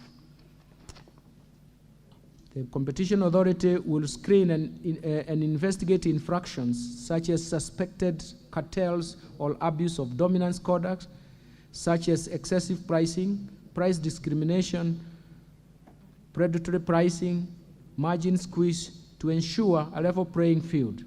And the Competition Authority will actualize and initiate actualize the initiative area started with the National Assembly to address the issue of price fixing by professional services to make the fees competitive and improve the quality of services. On consumer protection, the authority will monitor and investigate emerging consumer issues on the utility sector, pharmaceuticals, digital financial services, e-commerce, insurance, aviation, and safety of basic commodities. In addition, the authority will seek redress through replacement or refunds to customers affected by dark commercial patterns, scams, fraud under the digital economy. Let me turn now to the fiscal framework. Mr. Speaker, the government fiscal policy for the financial year 2023-2024 and the medium-term budget aims at undertaking a growth-friendly fiscal consolidation plan to ensure debt sustainability. This will be achieved through improved revenue collection, primarily through broadening of the tax base and containing overall expenditure to target set, while prioritizing higher impact social and investment expenditure. Mr. Speaker, the fiscal policy targets to grow total revenues to 17.9% of GDP in financial year 2023-2024 and above 18.3% of GDP over the medium term. As part of the economic turnaround plan, the government will scale up revenue correction efforts by the Kenya Revenue Authority, KRA, to a target of Kenya shillings 4.0 trillion over the medium term. In order to achieve this, the government is undertaking a combination of both tax administrative measures and tax policy reforms. Mr. Speaker, regarding tax policy, the government will implement the national tax policy and finalize the medium-term revenue strategy for the period financial year 2023-2024 to 2026-2027. The national tax policy, which is before this House, will enhance the administrative efficiency of the tax system, provide consistency and certainty in tax registration and management of tax expenditures. The medium-term revenue strategy comprises rigorous administrative and policy measures to reform the tax system, which is expected to boost tax revenue over the medium term.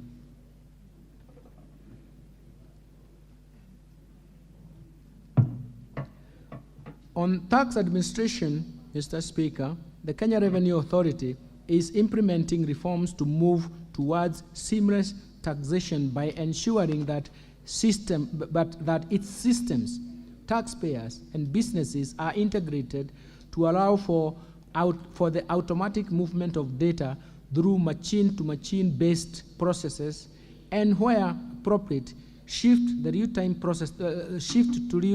processing. This will enable KRA to monitor business transactions in real time, therefore sealing revenue leakages through tax avoidance and evasion. On the expenditure reforms, Mr. Speaker, the government will sustain efforts to improve efficiency in public spending and ensure value for money by eliminating non-priority expenditures, retiring expenditure and unsustainable consumption subsidies, reducing tax exemption, scaling up use of public-private partnership financing for commercially viable projects, and rolling out end-to-end procurement system. Mr. Speaker, to address the challenges of perennial low absorption of development partners' funds that have denied Kenyans the full benefit of this financing, the government will put in place policies and administrative measures to minimize payments of unnecessary fees and charges. Let me turn to revenue projections, Mr. Speaker. Mr. Speaker, supported by the tax policy reforms and administrative measures highlighted above, we project total revenue corrections, including appropriations in aid and grants for the financial year 2023-2024 budget to be Kenya shillings 2.96 trillion, and that is equivalent to 18.2% of gross domestic product, GDP. Of this, ordinary revenue is projected at Kenya shillings 2.57 trillion, equivalent to 15.8% of GDP. Ministerial appropriations in aid is projected at Kenya shillings 348.7 billion, and grants are projected at Kenya shillings 42.2 billion. Expenditure projections, Mr. Speaker. Total expenditure projections in financial year 2023-2024 budget is projected at 3.7 trillion, equivalent to 22.6% of GDP. Of these, recurrent expenditures will amount to Kenya shillings 2.53 trillion, equivalent to 15.6% of GDP. Development expenditures, including allocation to domestic and foreign financed project, contingency fund, equalization fund, and conditional capital transfers to county government is Kenya shillings 743 billion, equivalent to 4.7% of GDP. Equitable share to county governments is projected at that 385.4 billion shillings. Mr. Speaker, I now turn to fiscal balance. Mr. Speaker, given the projected revenue and grants against the projected expenditures, the fiscal gap of fiscal deficit is projected to decline from Kenya shillings 718.0 billion, equivalent to 4.4% of GDP in financial year 2023-2024, from a projected Kenya shillings 840.9 billion, equivalent to 5.8% of GDP in financial year 2022-2023. The fiscal deficit will be financed through net external financing of a Kenya shillings 1.5 billion, equivalent to 0.8% of GDP, and net domestic financing of 586.5 billion, and that is equivalent to 3.6% of GDP. Mr. Speaker, our medium-term fiscal consolidation policy targets to progressively reduce the level of fiscal deficit from the expected 5.8% of GDP in financial year 2022-2023 to 3.6% of GDP in the financial year 2026 to 2027. Let me turn to public debt management, Mr. Speaker. Kenya's public debt remains sustainable, but with elevated risks of debt distress due to persistent global shocks that adversely affect the liquidity ratios. The depreciation of the Kenya shilling against major currencies and the rise of interest rates have elevated cost of debt service. Further, the depreciation of the currency has increased the size of the public debt stock, as half of the public debt is actually denominated in foreign currency. Although the debt burden has risen, Kenya has not accumulated debt service arrears, and the government is committed to honor all public debt obligations as they fall due. Over the medium term, revenue-driven fiscal consolidation policy stance is expected to improve further the country's debt sustainability ratios and debt carrying capacity. Mr. Speaker, the current limit of the debt as approved in 2020 by this House is Kenya shillings 10 trillion. Guided by the best practice, the government intends to change the public debt ceiling from a numerical number to a debt anchor in the form of a ratio of public debt to GDP in present value terms. The proposed change to the debt ceiling provides an appropriate guide for optimal level of public debt based on the country's ability to pay. This is the debt carrying capacity that can objectively be assessed as well as provide directions on information on debt accumulation or reduction from time to time. In order to anchor debt ceiling in a statute, the National Treasury developed a Public Finance Management Amendment Bill 2023, which has been submitted to this august House for enactment. The bill was subjected to public participation in line with the requirements of the Constitution of Kenya on transparency and accountability in public policy formulation. I urge the honorable members to prioritize and consider this bill favorably.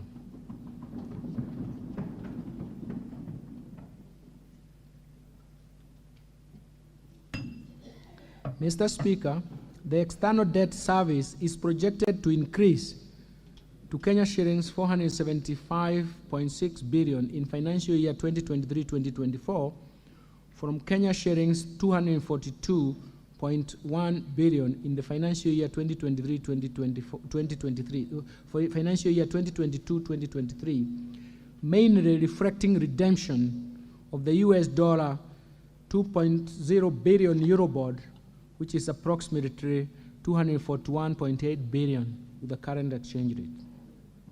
In preparation for the redemption of this maturing bond, the National Treasury and the Economic Planning issued an expression of interest to bring on board a lead manager to advise the government on liability management options towards the resolution of the Eurobond 2024.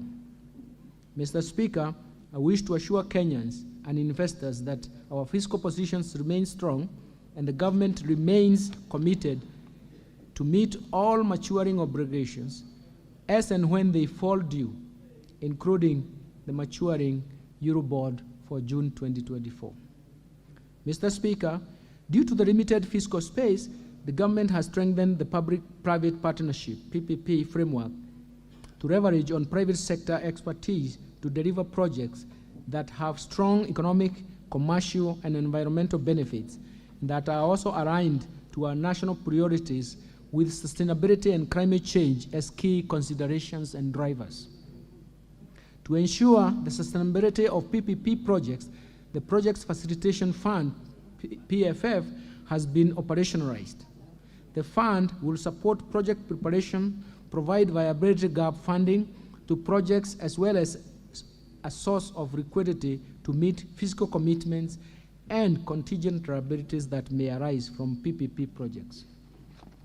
Mr. Speaker, with the fund in place and the robust legal and regulatory regime, the private sector has the necessary confidence and security to invest in PPP projects. Indeed, in the last financial year, the National Treasury successfully mobilized Kenya shillings 15 billion by achieving financial closure of 2 clusters of urban roads projects under the Roads Annuity Program. The projects are currently in the construction phase. Additional projects that have closed include 2 renewable energy projects with a combined installed capacity of 70 megawatts. Further, to contribute towards government's agenda on bulk water supply and food security, several high-impact projects have been appraised and approved to proceed to the project development phase under the PPP model. These projects will provide production of additional 51,000 hectares to further strengthen the food security agenda, which is a high priority for the Kenya Kwanza administration. The bulk of water will increase potable water. The bulk water will increase potable water supply by an estimated 200,000 cubic meters per day. The National Treasury and the Ministry of Water and Sanitation have developed a water purchase agreement which will pave way for the private sector to develop projects in a sustainable way. The National Treasury is in the process of developing a 10-year infrastructure plan that will be across various ministries to support delivery and prioritization projects. Mr. Speaker, to build on this, the National Treasury plans to mobilize an estimated Kenya shillings 100 billion in private sector capital through various priority sectors. The focus will be on priority investment and underlying key projects and programs in each sector that deliver nationally significant infrastructure drive growth and also unlock private sector investment with greatest potential of benefits to Kenyans. These sectors will include airports, seaports, blue economy, water, agriculture, industrialization, that is special economic zones, energy, including transmission lines, and digitalization, among other key sectors in the economy. Inclusion of local goods, works, and services will be emphasized for each project to contribute to overall economic growth by encouraging local investments in PPP projects. To also strengthen local investment, the National Treasury will be holding a series of roundtables to build local capacity in the financial sector so as to increase local financing of PPP projects. The National Treasury has embraced the climate resilience and adaptation framework for public-private partnership projects. This is to ensure that infrastructure projects are aligned to the realities of climate change.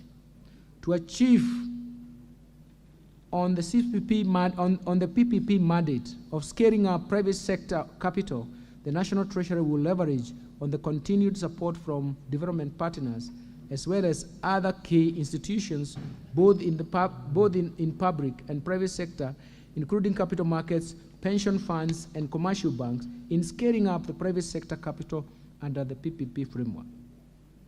Let me turn to public investments management. Mr. Speaker, in 2022, the House approved Public Investment Management, PIM, regulations, 2022.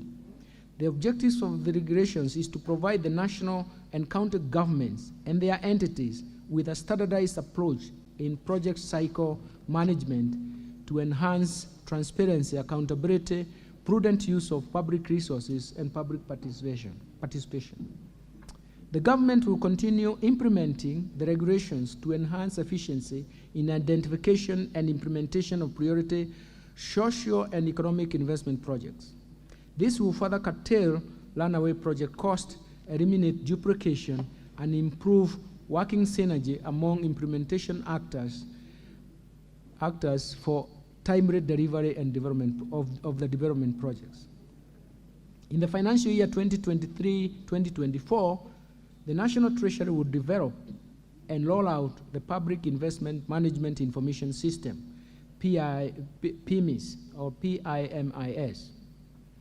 It automates public investments management processes as outlined in the regulations to ensure that only projects with highest socio-economic returns are undertaken and prioritized for completion. Let me turn to resource allocation under the bottom-up economic transformation agenda. Mr. Speaker, the highlights of the budget allocation in the coming financial year are provided in recognition of the need to restrain borrowing and utilize the revenues and grants projected and in the fiscal framework. The proposed total programmed expenditures spending for the financial year 2023-2024 has been capped at 3.68 trillion. The bottom-up economic transformation agenda, Mr. Speaker, geared towards economic turnaround and inclusive growth. The agenda focuses on 5 sectors that have been outlined, and they have been outlined because they give the largest impact to the economy as well as raise the household's welfare.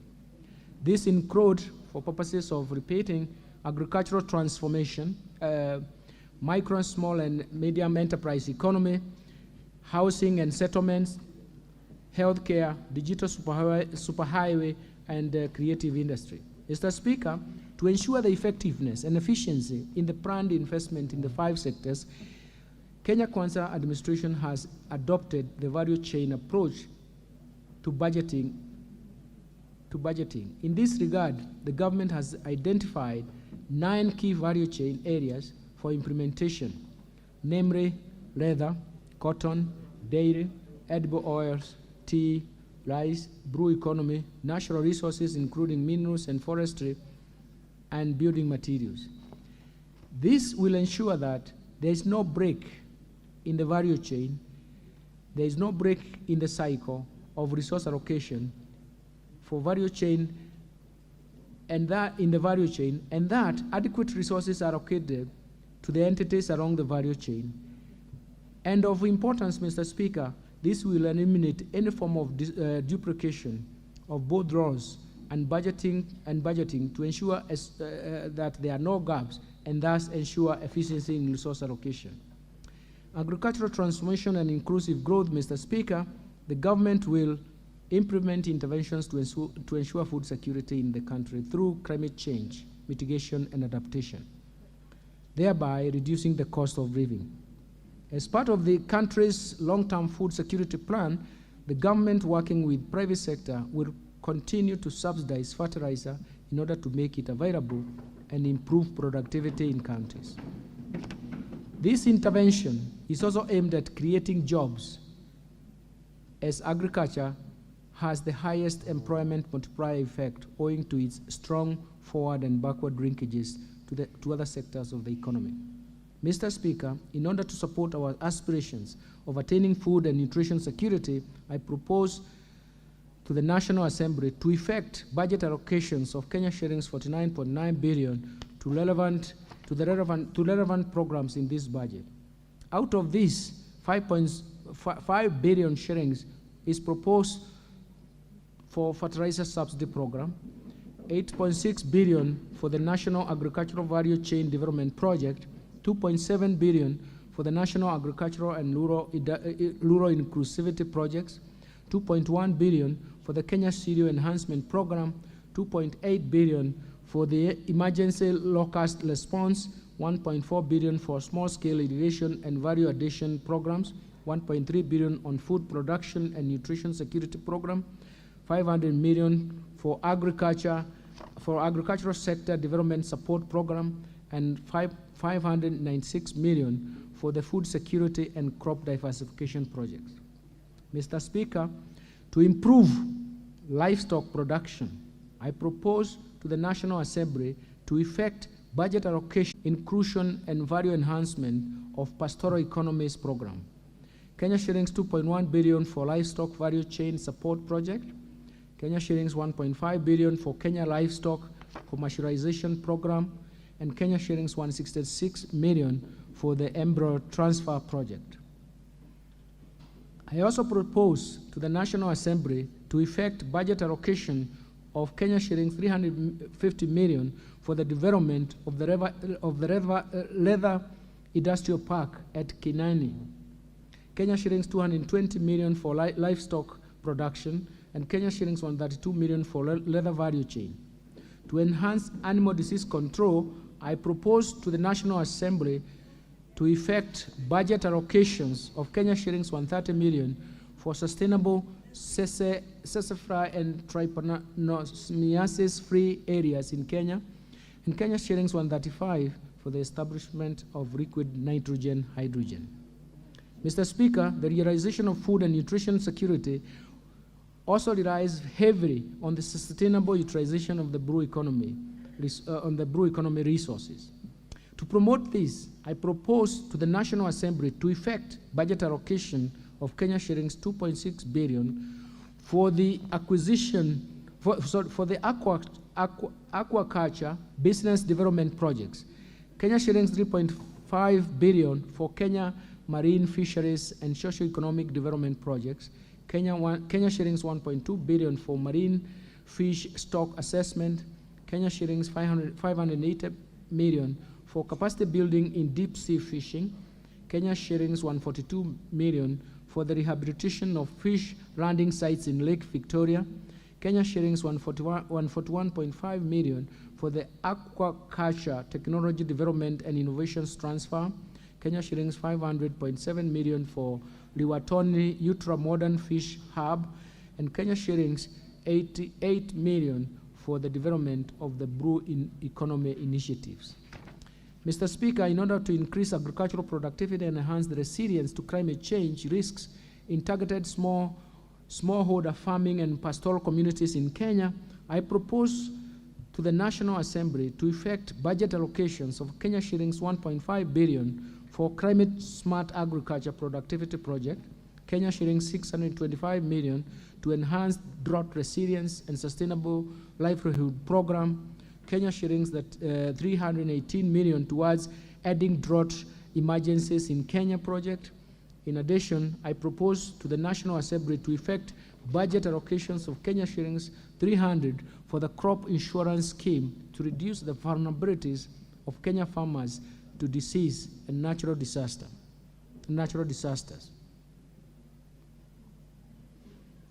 Mr. Speaker, to ensure legitimacy of RAD ownership, I propose to the National Assembly to effect budget allocation of Kenya shillings 1.2 billion for processing and registration of title deeds, Kenya shillings 2.6 billion for the settlement of the RAD race, Kenya shillings 755 million for digitization, Kenya shillings 755 million for digitization of RAD registries, and Kenya shillings 138.3 million for the construction of RAD registries. Mr. Speaker, transforming the macro, small and medium enterprises, MSME economy. Mr. Speaker, this is going to help us and to tackle the key bottlenecks of MSMEs on limited access to credit. The government rolled out in November 2022 Financial Inclusion Fund, popularly known as the Hustlers Fund, with an initial target budget of 20 billion shillings in the current financial year, as an intervention to correct market failure problems at the bottom of the pyramid. This program aims to lift those at the bottom of the pyramid through structured products in personal finance that includes savings, credit, insurance, and investment. This, together with other affirmative action funds like the Youth Enterprise Fund, Women Enterprise Fund, UESO Fund, and MSME's Credit Guarantee Scheme, will increase access to affordable credit to targeted persons and sectors, and thereby increase their investment and allow for private sector-led growth. To further support MSMEs, women, and the youth of this country, I propose to the National Assembly to effect an additional budget allocation of Kenya shillings 10 billion towards the Hustlers Fund, Kenya shillings 300 million to SMEs in the manufacturing sector, Kenya shillings 182.8 million for Women Enterprise Fund, Kenya shillings 175 for Youth Enterprise Fund, Enterprise and Development Fund, and Kenya shillings 192 million to UESO Fund. These allocation will inevitably guarantee access to affordable credit to the hustlers, households, MSMEs, and therefore accord them an opportunity to make their rightful contribution to nation building. Let me turn to housing and settlement. Mr. Speaker, the cost of housing is a heavy burden to the majority of Kenyans, and is the main factor driving the proliferation of slums in the country. The government's commitment is to turn the housing challenge into an economic opportunity to create quality jobs for our over 100,000 young people graduating from TVETs every year, directly in the construction sector, and also indirectly through the production of building products. This will be achieved through, among others, facilitating the delivery of 250,000 houses per annum and enabling affordable housing mortgages. To ensure success of this initiative, I propose to the National Assembly to effect budget allocation of 35.2 billion for the housing program. This includes 7.3 billion under the Kenya Urban Program, KENAP, Kenya shillings 5.5 billion to Kenya Mortgage Refinance Company for enhancement of the company's capital, as well as for on-lending to primary mortgage lenders, Kenya shillings 3.2 billion for construction of affordable housing units, as well as Kenya shillings 3.3 billion for the construction of social housing units. Other key proposed allocations to the housing, urban development, and public works sector includes shillings 5.5 billion for the Kenya Informal Settlement Improvement Project Phase 2, Kenya shillings 5.2 billion for the construction of markets, Kenya shillings 932 million to the maintenance of government pool houses, Kenya shillings 1.1 billion for the construction of housing units for the National Police and Kenya prisons, Kenya shillings 637 million for the Kenya municipal programs, and Kenya shillings 150 million for the construction of footbridges, and Kenya shillings 300 million for the development of appropriate building technology. Enhancing the quality and affordable health care. Mr. Speaker, the Kenya Kwanza administration is committed and determined to realize the constitutional right to health in the shortest time period by delivering a universal health care coverage USA system. This entails promoting access to quality and affordable health care through the Universal Health Care Coverage Program. Towards this end, Mr. Speaker, I propose to the National Assembly to effect budget allocation of Kenya shillings 141.2 billion to the health sector to support various programs aimed at supporting universal health care coverage. Mr. Speaker, specific proposed allocation for the various activities and programs include Kenya shillings 18.4 billion for the universal health care coverage, Kenya shillings 3.7 billion for the Kenya COVID-19 emergency response project, Kenya shillings 4.1 billion for free maternity health care, Kenya shillings 5.9 billion for the managed equipment services, as well as managed equipment services, MES, as well as Kenya shillings 1.7 billion to provide medical cover for the elderly and severely disabled persons in our society. Mr. Speaker, to lower cases of HIV/AIDS, malaria and tuberculosis in the economy, Kenya shillings 24.8 billion is proposed at a global fund, and Kenya shillings 4.6 billion to enhance vaccines and immunization program. Mr. Speaker, to promote early diagnosis and management of cancer and reduce the burden of treatment among Kenyans, I propose to the National Assembly to effect a budget allocation of Kenya shillings 1.9 billion for construction of cancer center at Kisii Level 5 Hospital, Kenya shillings 500 for strengthening of cancer center management at Kenyatta National Hospital, and an additional Kenya shillings 155 million is proposed for the establishment of regional cancer centers. Further, to improve the health service delivery, I propose to the National Assembly to effect a budget allocation of 21.6 billion for Kenyatta National Hospital, Kenya shillings 12.8 billion for the Moi Teaching and Referral Hospital, Kenya shillings 8.8 billion for the Kenya Medical Training Colleges, Kenya shillings 3.3 billion for the Kenya Medical Research Institute, Kenya shillings 2.4 billion for the construction of the Kenya National Hospital burns and pediatric centers, Kenya shillings 1.4 billion for the equipping of laboratories and classrooms of KMTC, Kenya shillings 1.1 billion for the renovation of Kenyatta National Hospital, Kenya shillings 1 billion for the procurement of family planning and reproductive health commodities, Kenya shillings 1 billion for the procurement of equipment for the National Blood Transfusion Service, and Kenya shillings 352 million for the digital health platform. Let me turn to digital superhighway and creative economy. Mr. Speaker, the digital superhighway will play a critical role in enabling the government to achieve the objectives of bottom-up economic transformation agenda, as well as in enhancing revenue collection via automation of VAT systems.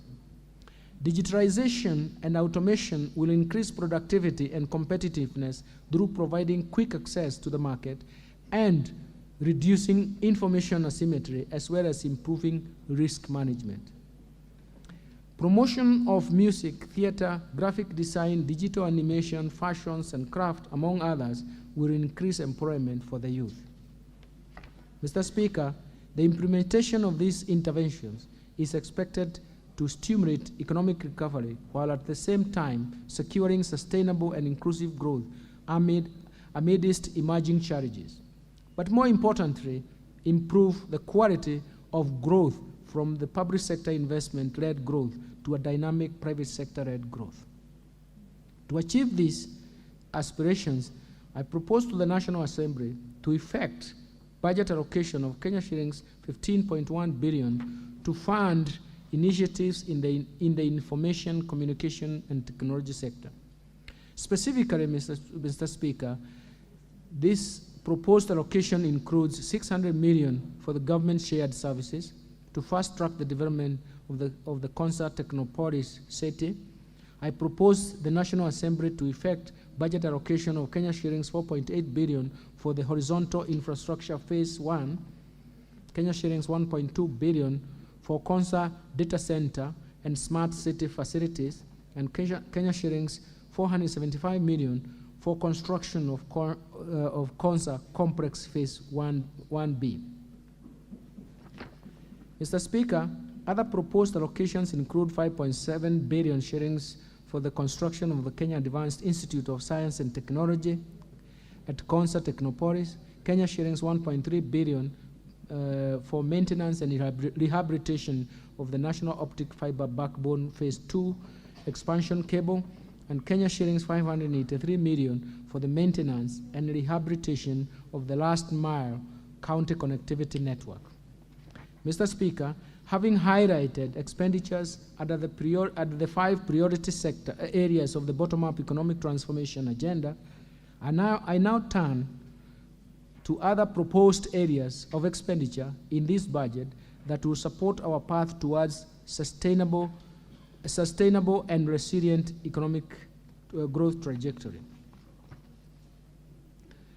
First, let me turn to investing in critical infrastructure. Mr. Speaker, the government will continue to expand critical infrastructure in roads, railways, sea, and airports to create an enabling environment for economic recovery and employment creation. Towards this end, I propose to the National Assembly to effect budget allocation of Kenya shillings 244.9 billion to support construction of roads, bridges, as well as their rehabilitation and maintenance. Mr. Speaker, to expand the railway transport, I propose to the National Assembly to effect budget allocation of Kenya shillings 37.4 billion for the second standard gauge railway, for the standard gauge railway. Kenya shillings 579 million for the rehabilitation of the locomotives. Kenya shillings 889 million for the development of Nairobi Railway City. To facilitate movement of goods and people, I propose to the National Assembly to allocate Kenya shillings 1.1 billion for the Nairobi Bus Rapid Transport Project and Kenya shillings 300 million for the acquisition of ferries for Lake Victoria. I have proposed to the National Assembly to effect a budget allocation of, I have also proposed to the National Assembly to effect a budget allocation of Kenya shillings 727 million for the construction and expansion of airports and airstrips. Kenya shillings 500 million for the smart driving license, and Kenya shillings 2.6 million for infrastructure development in Dongo Kudu Special Economic Zone. Mr. Speaker, to support the production of reliable and affordable energy, I propose to the National Assembly to effect budget allocation of Kenya shillings 62.3 billion. Out of this allocation, Kenya shillings 33.8 billion will cater for the national grid system. 12.1 billion will cater for rural electrification. Kenya shillings 11.4 billion will be for development of geothermal energy. Kenya shillings from 3.2 billion will be for alternative energy technologies. Let me move on to improving education outcomes, Mr. Speaker. The ultimate means of ensuring an equitable society is through investment in education as part of human capital development. For this reason, the government will continue to address inequalities in our education system so as to level the playing field for all children irrespective of their background. Mr. Speaker, to improve the education outcomes in the country, I propose to the National Assembly to effect budget allocation of Kenya shillings 628.6 billion to the education sector. Out of the proposed allocation, Kenya shillings 12.5 billion will cater for the free primary education, Kenya shillings 65.4 billion for the free day secondary education, including insurance under NHIF for secondary school students, Kenya shillings 25.5 billion for junior secondary school capitation, Kenya shillings 5 billion to support examinations fee waiver, Kenya shillings 4.8 billion for recruitment of 20,000 intern teachers, Kenya shillings 1 billion for the promotion of teachers, Kenya shillings 4.9 billion for the school feeding program, and Kenya shillings 940 million for the provision of sanitary towels. In addition, Mr. Speaker, I propose to the National Assembly to effect budget allocation of Kenya shillings 1.3 billion for training of teachers on competency-based curriculum, and Kenya shillings 400 million for the digital literacy program and ICT integration in our secondary schools. To support infrastructure development and ensure safe learning in schools, I propose to the National Assembly to effect budget allocations of Kenya shillings 6 billion for primary school and secondary schools infrastructure, including classrooms for junior secondary schools, and Kenya shillings 1.9 billion for construction and equipment of technical training institutes and vocational training centers. Further, 1.8 billion is proposed to increase access and improve the quality of technical and vocational education training programs under the East Africa Skills Transformation and Regional Integration Project.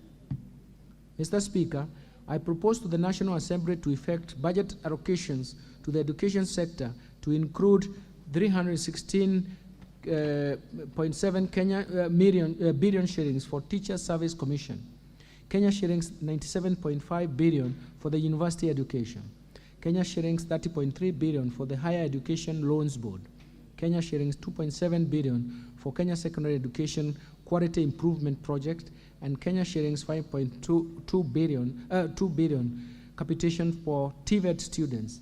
Mr. Speaker, Kenya shillings 980 million is proposed for technical vocational education training and entrepreneurship. Kenya shillings 1.5 billion for promotion of youth employment and vocational training, and 749 million for the research, science, and technology and innovation.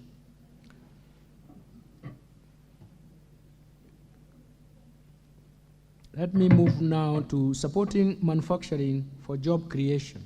Mr. Speaker, in order to improve productivity in the manufacturing sector, as earlier indicated, the government has adopted a value chain approach through bottom-up economic transformation agenda.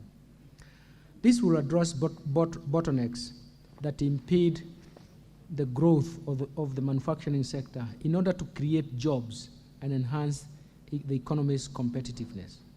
To further promote local industries, I propose to the National Assembly to effect budget allocation of Kenya shillings 26.9 billion under the various implementing ministries, departments, and agencies.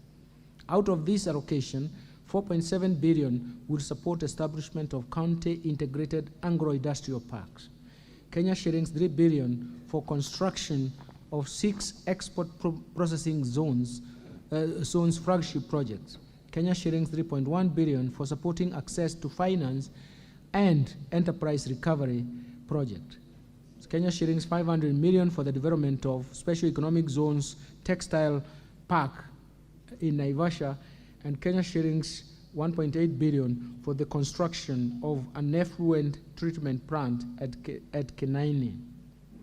In addition, Mr. Speaker, in order to maximize the benefits from our cash crop, the government will make further investment towards the revival of and enhancement of output. In this respect, I propose to the National Assembly to effect budget allocation to the revitalization of the cash crops. Kenya shillings 120 million for cotton, Kenya shillings 62 million for coconut, Kenya shillings 35 million for cashew nut, and Kenya shillings 150 million for pyrethrum.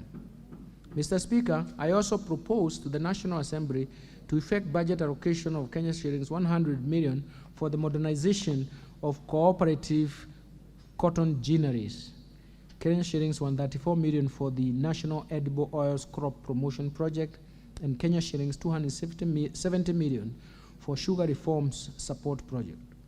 Mr. Speaker, to equip the youth with essential internship opportunities, I propose to the National Assembly to effect budget allocation of Kenya shillings 1.5 billion for the Kenya Industry Entrepreneurship Project, the Kenya Industry and Entrepreneurship Project, Kenya shillings 300 million for the Kenya Youth Employment and Opportunities Project, Kenya shillings 332 million for the construction of industrial research laboratories, and Kenya shillings 182.9 million for the constituency industrial development centers. In addition, improving security, Mr. Chairman, the security is critical for creating a safe environment for the investment and protection of our citizens and their property. For this reason, I propose to the National Assembly to effect budget allocations for Kenya shillings 338.2 billion to support operations of the Kenya Defense Forces, the National Police Service, the National Intelligence Service, and the prison services. Mr. Speaker, the proposed allocation include 144.9 billion for the Kenya Defense Forces, Kenya shillings 98.6 billion for the National Police Service, Kenya shillings 44.3 billion for the National Intelligence Service, and Kenya shillings 31.3 billion for prison services. I have also proposed Kenya shillings 8.8 billion for the leasing of police motor vehicles. Mr. Speaker, for better equip the National Police Service, I have proposed an initial allocation of Kenya shillings 500 million for the police modernization program. Mr. Speaker, I will later be requesting this august House for enhanced funding approval once the ongoing discussions on a comprehensive police modernization program once it is concluded. In addition, Mr. Speaker, to step up war on crime and enhance support to administration of justice, I propose to the National Assembly to effect budget allocation of Kenya shillings 856 million to equip National Forensic Laboratory. Mr. Speaker, the improvement of the welfare of our disciplined forces is at the center of the Kenya Kwanza administration. To improve housing accommodation for our defense forces, we shall fast track the delivery of staff houses through public-private partnership framework. We have already around Kenya Defense Forces to retain Kenya shillings 534 million currently collected from rental income and applied towards repayment for the houses once complete. In addition, Mr. Speaker, as you are aware, His Excellency the President appointed a task force to review the terms and conditions of police, prisons, and national youth service. We shall be presenting a funding proposal to this House once the discussions are concluded and adopted within the government. Mr. Speaker, other proposed allocations include 2.9 billion for group personal insurance for police and prison services, and Kenya shillings 5.8 billion for medical insurance for police and prison services. Mr. Speaker, I move now to protecting the vulnerable groups. Mr. Speaker, at the heart of the government's development agenda is the inclusion in society and employment opportunities for the vulnerable groups, vulnerable members of the society. In this regard, I propose to the National Assembly to effect a budget allocation of Kenya shillings 38.2 billion for the social protection and affirmative actions in this budget.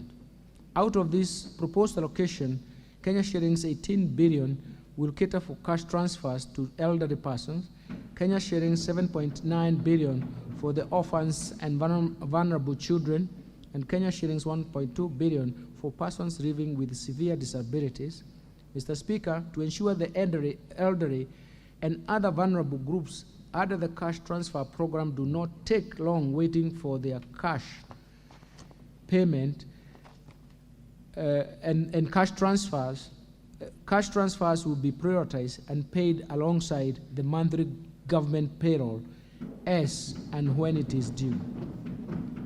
Mr. Speaker, the proposed allocation for the vulnerable group members of our society also includes 5.6 billion for the Kenya Hunger Safety Net program, Kenya shillings 3.3 billion for Kenya Social and Economic Inclusion Project. In addition, Kenya shillings 900 million will go to Child Welfare Society of Kenya, Kenya shillings 400 million for the Presidential Bursary for the orphans, and Kenya shillings 459 million for the National Development Fund for persons living with disabilities. These allocations shall remain ring-fenced from any budget rationalization and will be fully funded in order to achieve the desired results.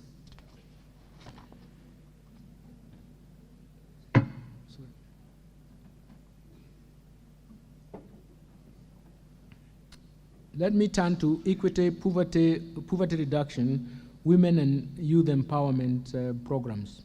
Mr. Speaker, the most pressing challenge in our country at the moment is lack of job opportunities for the youth. This has been exacerbated by the hard economic times following several negative shocks explained earlier in the statement.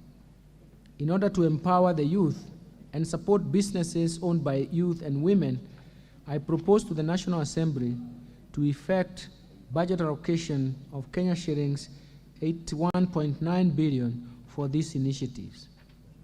The proposed allocations include 13.1 billion for the National Youth Service, Kenya shillings 602 million for the Kenya Youth Empowerment and Opportunities Project, Kenya shillings 300 million for the establishment of youth empowerment centers, Kenya shillings 229.7 million to implement the Vijana Vuka na Avya, that is Viva Youth Program. To support the film industry, I propose to the National Assembly to effect budget allocations of 100 million to strengthen the film industry in Kenya, Kenya shillings 49 million for film location mapping, and Kenya shillings 100 million for the Kenya Film School. Mr. Speaker, women participation in the key sectors of our economy is critical for the economy. For this reason, the government will sustain the increased incomes for women through employment creation and supporting women-led enterprises. We will further strengthen women participation in decision-making in our governance and political institutions, as well as reduce sexual and gender-based violence provision of affordable houses, affordable health services. To further empower our women, I propose to the National Assembly to effect budget allocation of Kenya shillings 245 million to strengthen prevention and response to gender-based violence in Kenya, Kenya shillings 3 billion for the national government affirmative, for the Kenya Government Affirmative Action Fund, Mr. Speaker, to promote global equity, reduce poverty, and embrace social development, I propose to the National Assembly to effect budget allocations of Kenya shillings 53.5 billion for the National Government Constituency Development Fund, as well as 10.9 billion for the Equalization Fund to finance programs in previously marginalized areas. Let me turn to stimulating tourism, growth, sports, culture, and recreation and arts. Mr. Speaker, the government has prioritized expanding the space for creativity, including freedom of expression and protection of intellectual property rights. We will also strengthen mainstreaming of arts and culture infrastructure and support cultural production and creative economy. We are also cognizant of the brand value of Kenyans participating and excelling in international sports arena as of ultimate importance to us. To support tourism, sports, culture, and recreation, I propose to the National Assembly to effect budget allocation of Kenya shillings 12.5 billion. This includes an allocation of 6.4 billion under the Sports, Arts, Social Development Fund, Kenya shillings 4.1 billion for the Tourism Fund, and Kenya shillings 2 billion for the Tourism Promotion Fund. Let me turn to environmental protection, water, and natural resources. Mr. Speaker, environmental conservation and response to the impacts of climate change are the center of government's socio-economic transformation agenda. To expand access to clean and adequate water for domestic and agricultural use, I propose to the National Assembly to effect budget allocation of Kenya shillings 43.3 billion for water sewerage infrastructure development, Kenya shillings 12.4 billion for water resources management, Kenya shillings 1.6 billion for water storage and flood control. In addition, I propose 19.7 billion for irrigation and flood reclamation, and now 1.9 billion for water harvesting and storage for irrigation.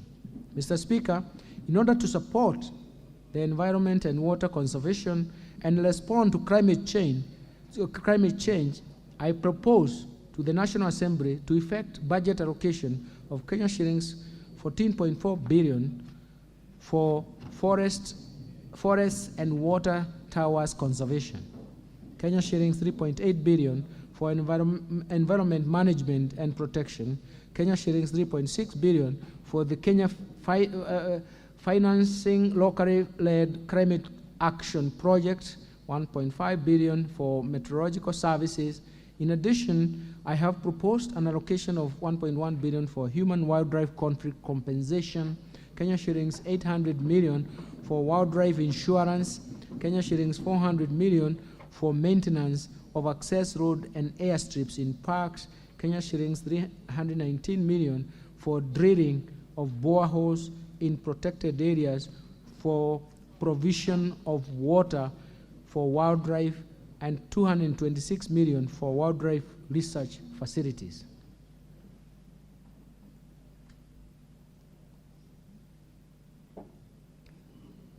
Let me turn to improving governance, sustaining the fight against corruption.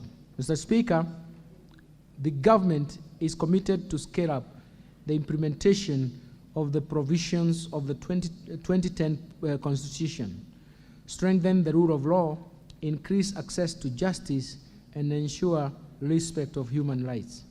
Mr. Speaker, to enhance good governance and scale up fight against corruption, I propose to the National Assembly to effect the budget allocation of Kenya shillings 3.9 billion for Ethics and Anti-Corruption Commission, Kenya shillings 3.6 billion for the Office of the Director of Public Prosecutions, Kenya shillings 8 billion for the criminal investigation services, and Kenya shillings 8.0 billion for the Office of the Auditor General. In addition, to embrace the oversight and legislative role of Parliament and access to justice, I propose to the National Assembly to effect budget allocation of Kenya shillings 41 billion for the Parliament and Kenya shillings 23.2 billion for the judiciary. Completion of planned projects, Mr. Speaker, in order to ensure the value for money and timely realization of budgets of benefits accruing from budgetary allocation and implementation of planned projects, ministries, departments, and agencies have identified projects for completion in the course of the financial year. The projects will be fast-tracked and protected from any adjustment. The National Assembly is requested to support this endeavor as this is consistent with the resolution of this House. Transfer of national government to county governments, Mr. Speaker. The county governments will receive a proposed allocation of 385.4 billion as equitable share of the financial year 2023-2024. This is 23% of the financial year 2019-2020 shareable revenue, which is the most recent audited and approved revenue by the National Assembly. This is above the minimum threshold required under Article 203, Section 2 of the Constitution. In addition, the county equitable share, the county governments will receive additional conditional and unconditional allocations amounting to 56.7 billion. This brings total allocation to the county governments in the financial year 2023-2024 to Kenya shillings 442.1 billion. Part of this include 425 million for the transfer of library services being a devolved function. Kenya shillings 2.9 billion as outstanding mineral royalties share to 32 county governments as stipulated in the Mining Act 2016, a consolidated grant of 100 million Kenya shillings per county for the aggregated industrial parks program, which is meant to assist the farmers in the value addition and market access for their products. Let me turn to Equalization Fund, Mr. Speaker. In line with the Article 2004, Section 1 of the Constitution of Kenya, Kenya shillings 7.9 billion has been allocated under the Equalization Fund in the financial year 2023-2024. This represents 0.5% of the financial year 2019-2020 revenue, which is the most recent audited and approved revenue by the National Assembly. Mr. Speaker, in addition to this, we have allocated 3 billion to cater for part arrears for the previous years, bringing the total allocation at the Equalization Fund to 10.9 billion shillings. Let me turn to transfer of functions between national government and county governments. Mr. Speaker, the National Treasury and Economic Planning, in collaboration with the Council of Governors and other institutions, developed a draft registration to operationalize Article 187 and Article 189 of the Constitution. This is on transfer of functions and cooperation between national and county governments and amongst county governments themselves. The proposed registration has gone through public participation with the county government executives, county assemblies, development partners, among others. Mr. Speaker, I will shortly submit the bill for the Cabinet approval and onward transmission to Parliament. Let me turn to measures to enhance county government's own source revenue. Mr. Speaker, the National Treasury and Economic Planning, State Department of Lands, Council of Governors, and other stakeholders have developed the National Rating Bill 2022, which went through the first reading on 8th March 2023 in the National Assembly, and thereafter was submitted to the National Assembly Committee on Lands. The bill provides, among others, standards in the way rating and evaluation is conducted in the country, how to deal with the properties cross-cutting in more than one county government, procedures for claiming and payment of contribution of RIO of rates, and timely updating of valuation laws by the county governments.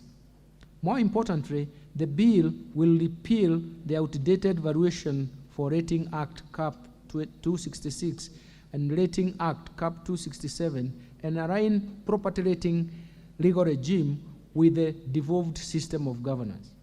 Our appeal to the House is to consider and fast-track this bill to unlock revenue potential to the county governments from property taxation as it was envisaged in Article 203, Section 3.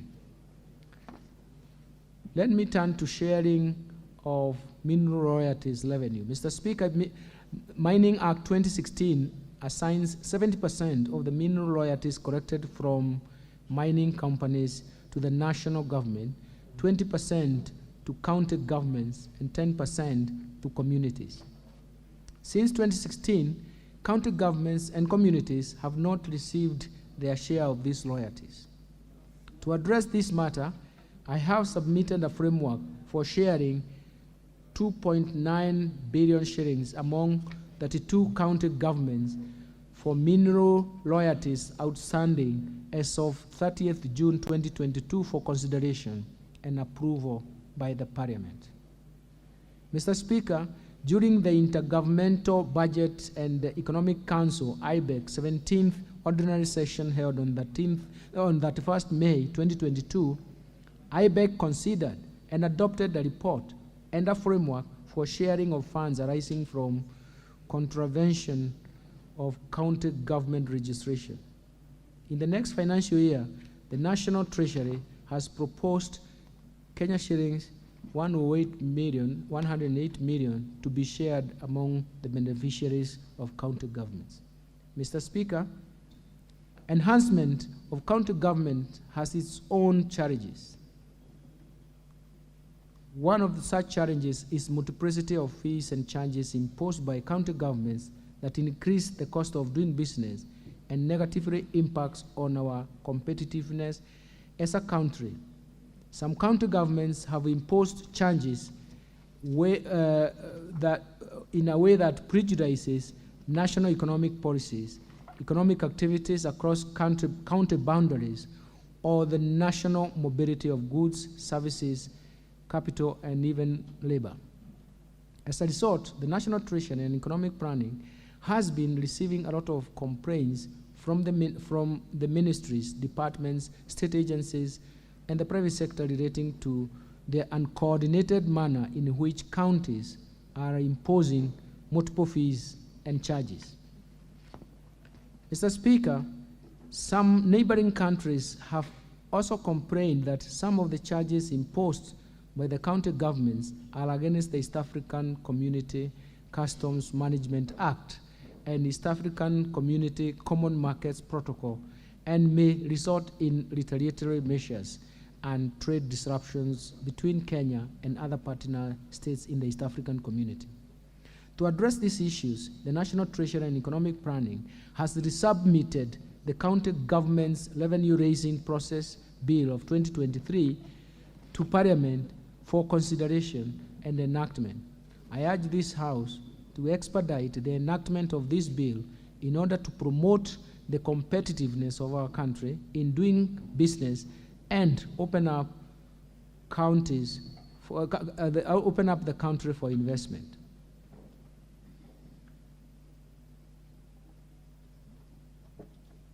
Mr. Speaker, I now turn to taxation measures. Mr. Speaker, I will now turn to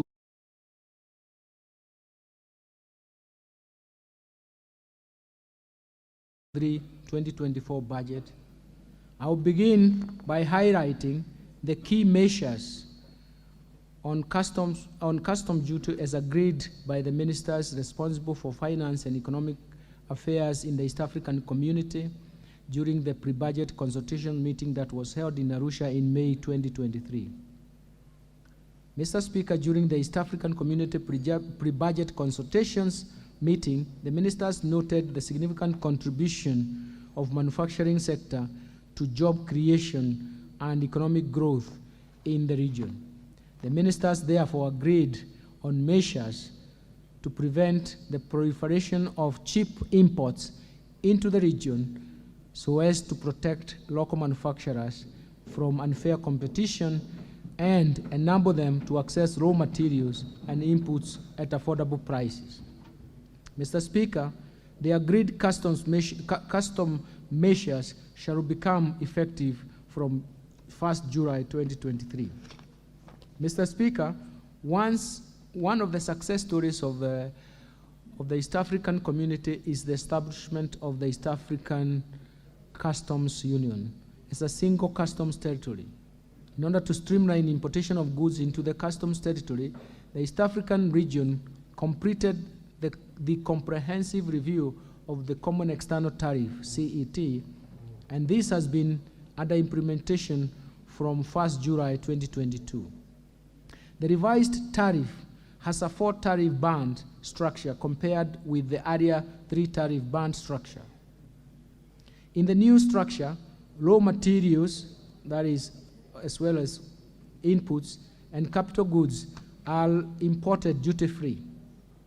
Intermediate goods are imported at a rate of 10%, while finished goods, which are not available in the region, are imported at a 25% tax. Finally, Mr. Speaker, all finished goods which are available in the region in sufficient quantities attract a common external tariff rate of 35%. The revised tariff bands are meant to cater for goods with long value chains, which require differentiated rates to promote investments. Mr. Speaker, despite rice and wheat being among the staple foods in our countries, Kenya's production of these food items does not meet the domestic demand. In order to meet domestic demand, Kenya will import rice at a rate of 35% instead of 75% under the EAC Common External Tariff. Further, in order to ensure that there is enough wheat to meet local demand, while at the same time protecting wheat farmers from unfair competition, imported wheat, Kenya will import wheat under East African Community Duty Remission Scheme of 10% instead of 35%. The importation of wheat will be undertaken upon recommendation of the Ministry of Agriculture, who will ensure wheat millers, as a priority, purchase local wheat before they are allowed to import. Mr. Speaker, in order to support local automobile industry assembly in the region, the East African Community Partner States agreed to continue with the importation of raw materials for manufacture of parts used in the assembly of motor vehicles, and especially leaf spring, radiators, and wiring harness under the duty remissions. In addition, the region agreed to extend importation of completely knocked down kits for assembly of motorcycles at 10% under the duty remission, as the region awaits the finalization of the East African Community Assembly regulations. Mr. Speaker, Kenya has suffered capacity to manufacture various products in the metal and allied subsector, thus providing employment opportunities to many Kenyans, thus failing to provide employment to so many Kenyans.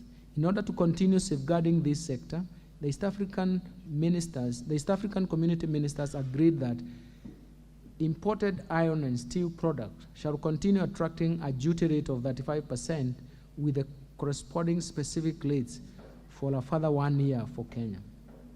Mr. Speaker, our hardworking farmers are capable of producing enough food to satisfy domestic demand.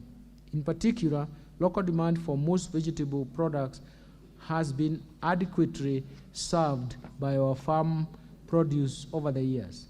To protect these farmers from cheap imports, Kenya has been around to extend the import duty rate of 35% in addition to the specific import duty rates on vegetable products for a further 1 year. Mr. Speaker, the high cost of inputs of animal feeds, coupled with other factors like unfavorable weather conditions, make the locally manufactured animal feeds expensive and hence contribute to food inflation. In order to promote the local manufacturing and make animal feeds affordable to farmers, Kenyans will import inputs for manufacture of animal feeds duty-free under East African Community Duty Remission Scheme for 1 year.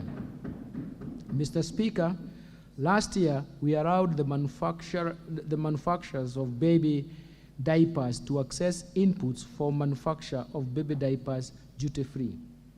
This was meant to lower the cost of manufacturing these essential products.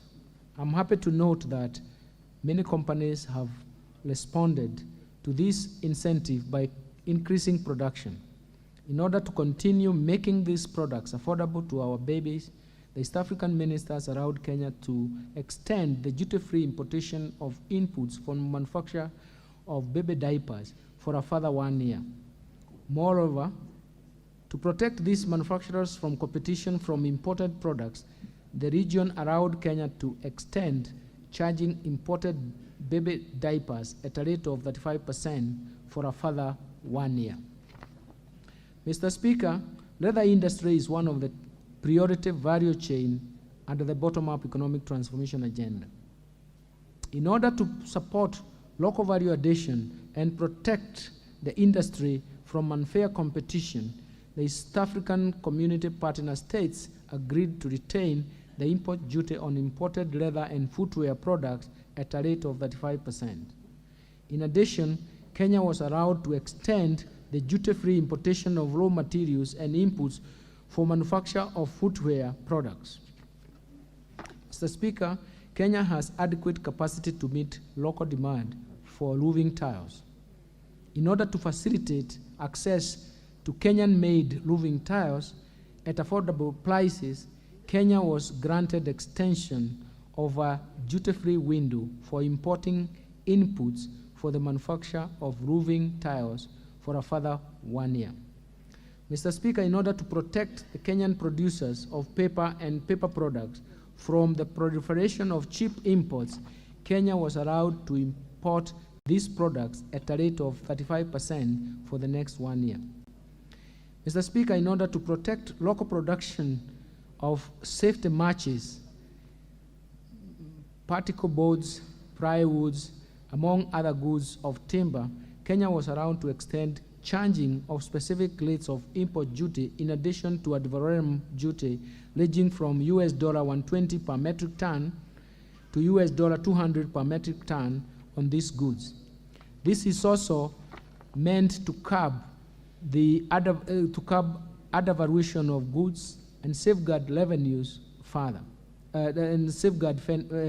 Revenues. Further, Kenya was allowed to charge a rate of 45% on imported furniture in order to protect local manufacturers and producers.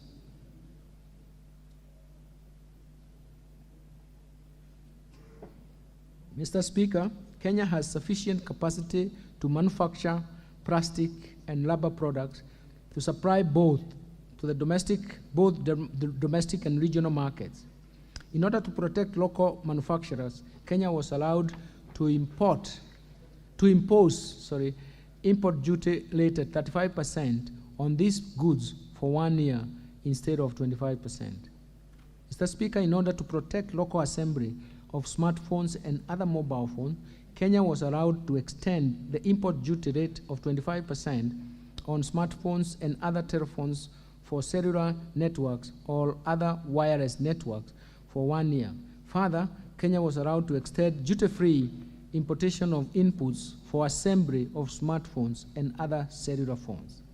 Mr. Speaker, Kenya has capacity to produce billets for manufacture of wire rods and other similar products to meet the local demands. In order to protect the local manufacturers of these goods, Kenya was allowed to charge an import duty of 10% on billets. Mr. Speaker, I now turn to tax measures proposed in the Finance Bill 2023.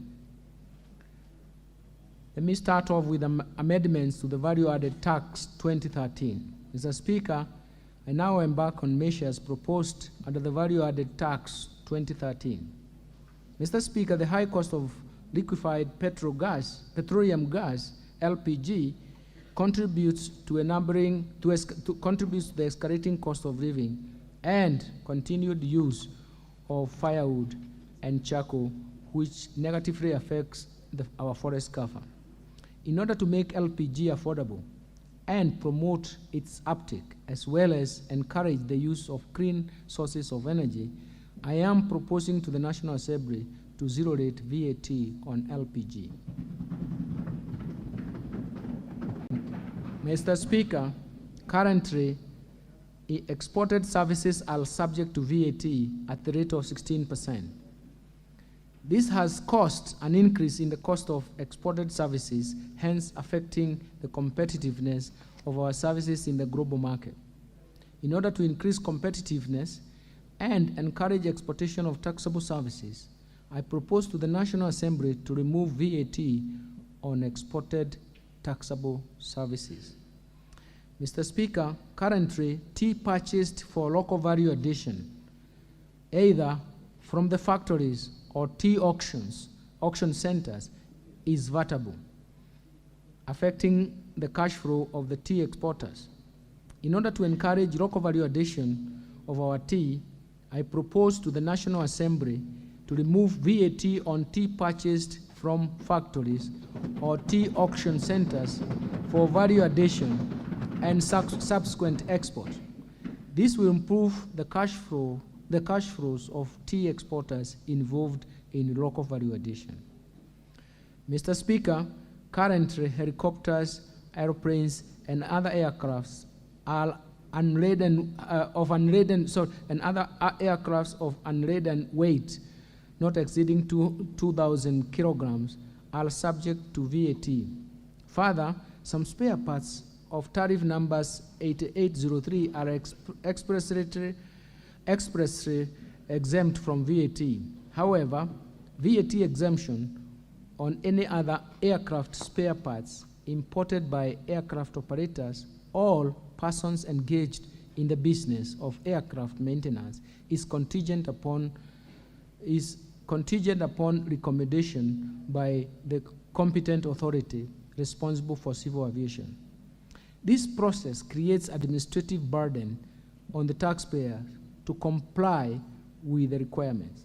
Mr. Speaker, we have also noted that the cost of aircraft maintenance and training activities has been high, prompting airlines to prefer undertaking these activities in other jurisdictions. In order to ease the process of VAT exemption on aircraft spare parts and encourage investment in this area, I propose to the National Assembly to remove the VAT on all aircraft simulators for training our pilots and aircraft spare parts. This proposal to expressly exempt from VAT on all aircraft and spare parts of Chapter 8.8 will spur the growth in the aviation sector and reduce the administrative burden of accessing its VAT exemption. Mr. Speaker, the international best practices is to charge VAT on all goods and services, and especially those that have undergone some form of processing. This is not the case in our VAT regime, as some of the goods have undergone some processing are also exempt from VAT, while others are zero-rated. This has impacted on the tax expenditures. In order to bring down the tax expenditures and also align with the international best practices, I propose to the National Assembly to rationalize goods and services in the first and the second schedules of the VAT Act by transferring some goods and services from zero rating to exempt status and from exempt status to taxable at the standard rate. Mr. Speaker, over the years, the petroleum products have received preferential tax treatment, gradually transitioning from exempt status in 2013 to 2018, and 8% at VAT from 2019 to date. This is irrespective of the fact that suppliers of petroleum products claim other input tax at the general rate of 16%, which means that the government has been sharing the burden of the input tax with business by subsidizing the difference of the general rate of 16% and the preferential rate of 8%. As a result, these practices and outcomes, the oil marketers have been in perpetual credit position and not paying VAT to the exchequer. This practice is discriminatory, and as business in other sectors of the economy bear the input tax by recovering the same from output VAT charged on the final consumer.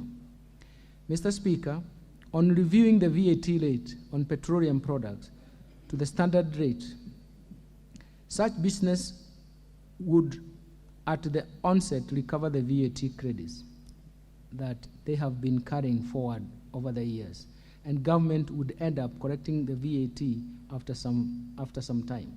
Mr. Speaker, if the anomaly is not corrected at the earliest stage, the buildup of credits will continue to increase, and should the government seek to charge VAT at the standard rate in the future, it would take years for the government to collect the much needed revenue from this sector, since the credits have to be exhausted before businesses start paying VAT.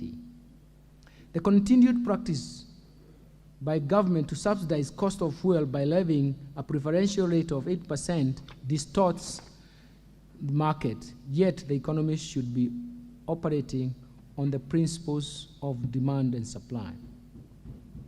Mr. Speaker, in this respect, I propose to the National Assembly to amend the VAT Act to remove the preferential rate on the petroleum products so that the products will be subject to the standard VAT at 16%.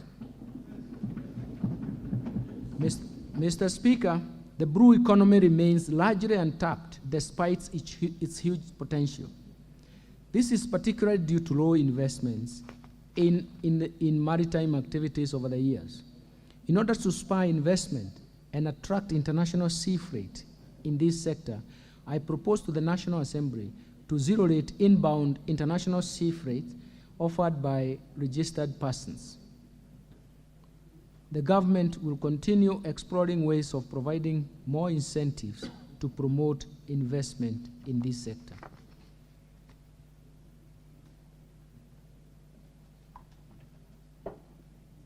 Mr. Speaker, currently, machinery used by pharmaceutical companies are exempt from VAT on importation.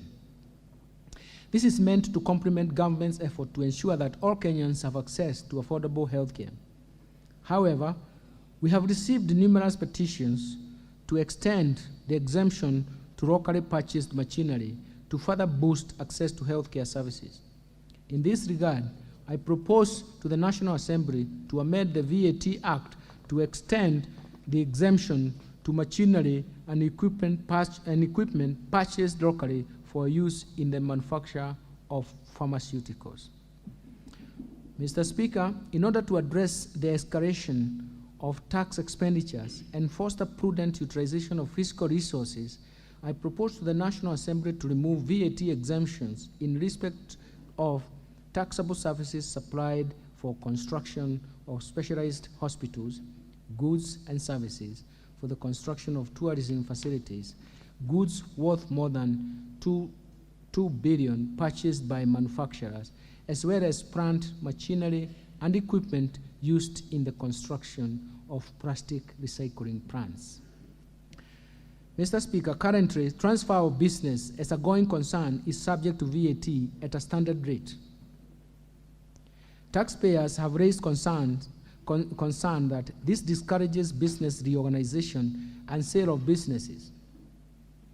In this regard, I propose to the National Assembly to amend the VAT Act to exempt transfer of business as a going concern. This is expected to encourage mergers and acquisition, hence boost growth of businesses as well as their efficiency. I now turn to the amendments to the Excise Duty Act 2015. Mr. Speaker, I will now highlight tax measures proposed under the Excise Duty Act. The Excise Duty Act provides for remittance of excise duty to the Kenya Revenue Authority, KRA, by the 20th day of the following month. In this era of technology, there is no justifiable reason for waiting for 20 days to report transactions to the KRA. In order to cure the delay, I propose to the National Assembly to amend the Act to provide for remittance of the excise duty on betting and gaming activities within 24 hours after closure of transactions by the betting and gaming companies. Mr. Speaker, betting and gaming prize competition and even lotteries are addictive in nature and have negative socio-economic consequences to the society. To discourage participation in these activities by Kenyans, and especially school-going children, I propose to the National Assembly to increase the rate of excise duty on betting, gaming, prize competition, and lotteries from the current 7.5% to 12.5%. Mr. Speaker, there has been an increase in the importation of fish into the country, which has negatively affected the local fish industry. To promote and protect local fish industry, which provides livelihood to many Kenyans, I propose to the National Assembly to introduce an excise duty on imported fish at Kenya shillings 100,000 per metric ton, or 10% of the excisable value, whichever is higher. Mr. Speaker, the government charges specific excise duty on juices per liter. However, there has been an increase in supply of juices in powder form, and based on the current tax regime on juices, the powdered juice is not subject to excise duty. And this creates an unfairness in taxation of juices. In order to cure this problem and to create a level playing field, I propose to the National Assembly to introduce excise duty on powdered juice at a rate of 25 shillings per kilogram. Mr. Speaker, currently, specific rates of excise duty are subject to annual adjustment for inflation. However, taxpayers are concerned with the frequent changes in specific rates of excise duty through annual adjustment, creating uncertainty in prices and distorting the markets. Therefore, in order to create certainty in excise duty tax regime, I propose to the National Assembly to repeal the provision for annual adjustment for inflation. Mr. Speaker, consumption of sugar has been associated with various ailments, such as diabetes, which has become common in many families. To discourage consumption of sugar, I propose to the National Assembly to introduce excise duty on imported sugar at a rate of 5 shillings per kilogram, including sugar, but this excludes the sugar imported or purchased locally by registered pharmaceutical manufacturers for use in the manufacture of pharmaceutical products. Mr. Speaker, consumption of alcohol, betting, gaming, and lottery and prize competition are extremely addictive and result in harmful repercussions in the society, especially the youth. In order to discourage these activities and consumption of alcoholic beverages, I propose to the National Assembly to introduce an excise duty rate of 15% of excisable value of fees charged on advertisement by all televisions, print media, billboards, and radio stations in promotion of alcohol betting, gaming, lottery, and prize competition. Mr. Speaker, to promote inclusion and enhance access to internet data services, I propose to the National Assembly to reduce excise duty from 20% to 15% in respect of fees charged for telephones, internet, data services, and fees charged for money transfer services by banks, money transfer agencies, and other financial service providers. Mr. Speaker, in the same spirit, I propose to the National Assembly to reduce excise duty from 12% to 10% of the excisable value of the fees charged for money transfer services by cellular phone services providers or payment service providers licensed under the National Payment System. This will encourage retail transactions at a more affordable rate and promote economic activity at the MSME and individual levels. Mr. Speaker, locally produced cement has been facing stiff competition from imported cement. To protect from the unfair competition and promote this industry, I propose to the National Assembly to introduce an excise duty on imported cement at a rate of 10% of the excisable value, or Kenya shillings 1.50 cents per kilogram, whichever is higher.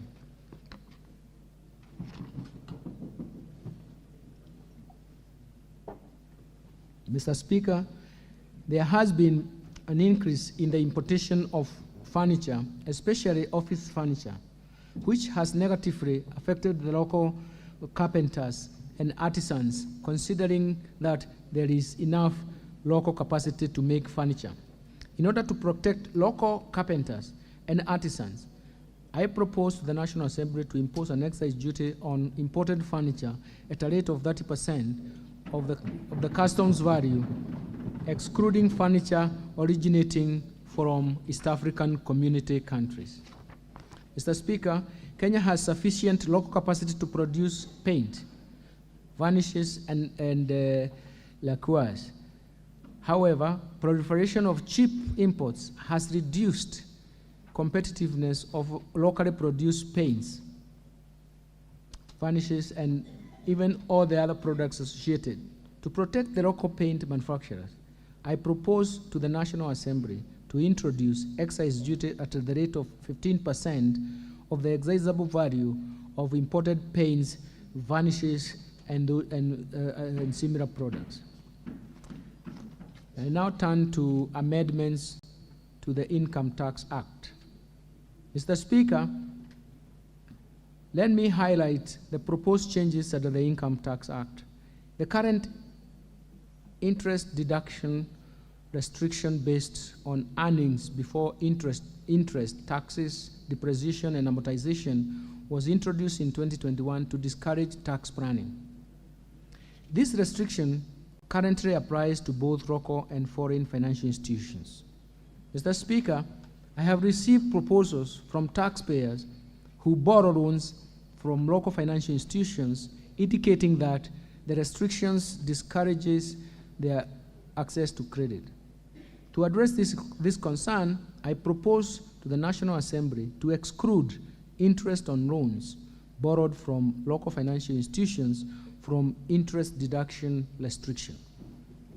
In addition, Mr. Speaker, where interest on loans borrowed from non-resident is disallowed, I propose to the National Assembly to allow businesses to carry forward that interest for deduction in the next 5 years, subsequent years. This will align to the international best practice. Mr. Speaker, in 2016, the government introduced simplified tax regimes tax regime that requires landlord to pay tax on residential rental income at the rate of 10% per month. In order to enlarge compliance and encourage more landlords to pay tax under this regime, I propose to the National Assembly to reduce the tax rate for this regime from 10% to 7.5% per month.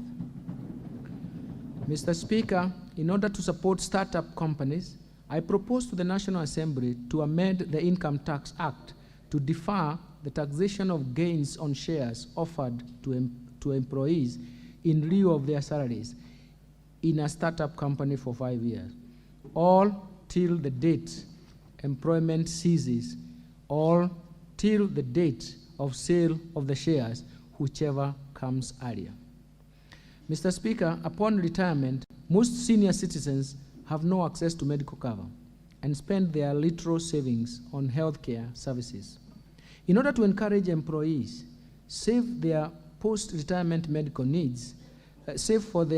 post-retirement needs, I propose to the National Assembly to provide tax relief of 15% of the contributions to a post-retirement medical fund, or Kenya shillings 5,000 per month, whichever is lower. In addition, Mr. Speaker, I propose to the National Assembly to exempt from income tax the investment income earned by post-retirement medical fund. This will reduce the pressure on the government expenditure on the medical care and accord the retirees access to dignified health care. Mr. Speaker, we have noted that family members have been using exemption from capital gains tax on transfer of property between related persons as an avenue to reduce their tax liability.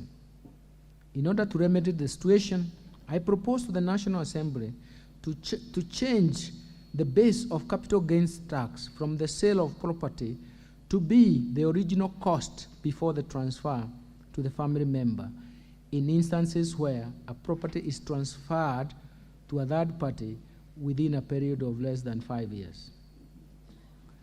Mr. Speaker, despite the advantages brought about by the digital platform, the transactions usually conducted under the platforms are not in the tax net. I propose to the National Assembly to introduce a digital asset tax at a rate of 3% on the value of the digital asset transferred or exchanged. Mr. Speaker, to further create equity and fairness, I propose to the National Assembly to introduce withholding tax at the rate of 5% of the gross payment in respect of digital content monetization. This will apply to incomes generated through media and digital platforms. Mr. Chairman, currently, non-residents pay withholding tax on payments in respect to sales, promotion, marketing, and advertising services. In order to harmonize taxation treatment for residents and non-resident and ensure equity, I propose to the National Assembly to introduce withholding tax on the same services to residents at the same rate of 5% of gross amount. Mr. Speaker, resident companies currently pay 30% of corporate tax, while non-resident with permanent establishment pay 37.5% of their gains on profit. This creates an impression that Kenya discriminates between residents and non-residents. In order to harmonize taxation treatment for residents and non-residents companies, I propose to the National Assembly to reduce the corporate tax rate for non-residents from 37.5% to 30%. Further, in order to ensure that there is level playing field, I propose to the National Assembly to introduce tax on repatriated profits at a rate of 15%, which is equal to the rate charged on dividends paid to non-residents. Mr. Speaker, businesses deduct diminution value of implements, utensils, or even similar articles used in the production process over a period of 3 years. In determination of the taxable profits, But in order to increase working capital for the businesses, I propose to the National Assembly to amend the Income Tax Act to provide 100% investment deduction of the value of these items in the first year of use. Mr. Speaker, in 2020, the government implemented various measures to cushion businesses from adverse effects of the COVID-19 pandemic. This included providing tax incentives during the period. With easing of the COVID-19 pandemic and recovery of businesses, I propose to the National Assembly to lower the upper thresholds for turnover tax from 50 million to 25 million and retain the lower threshold of Kenya shillings 1 million. In addition, I propose to the National Assembly that the turnover tax rate for this sector to be at 3%.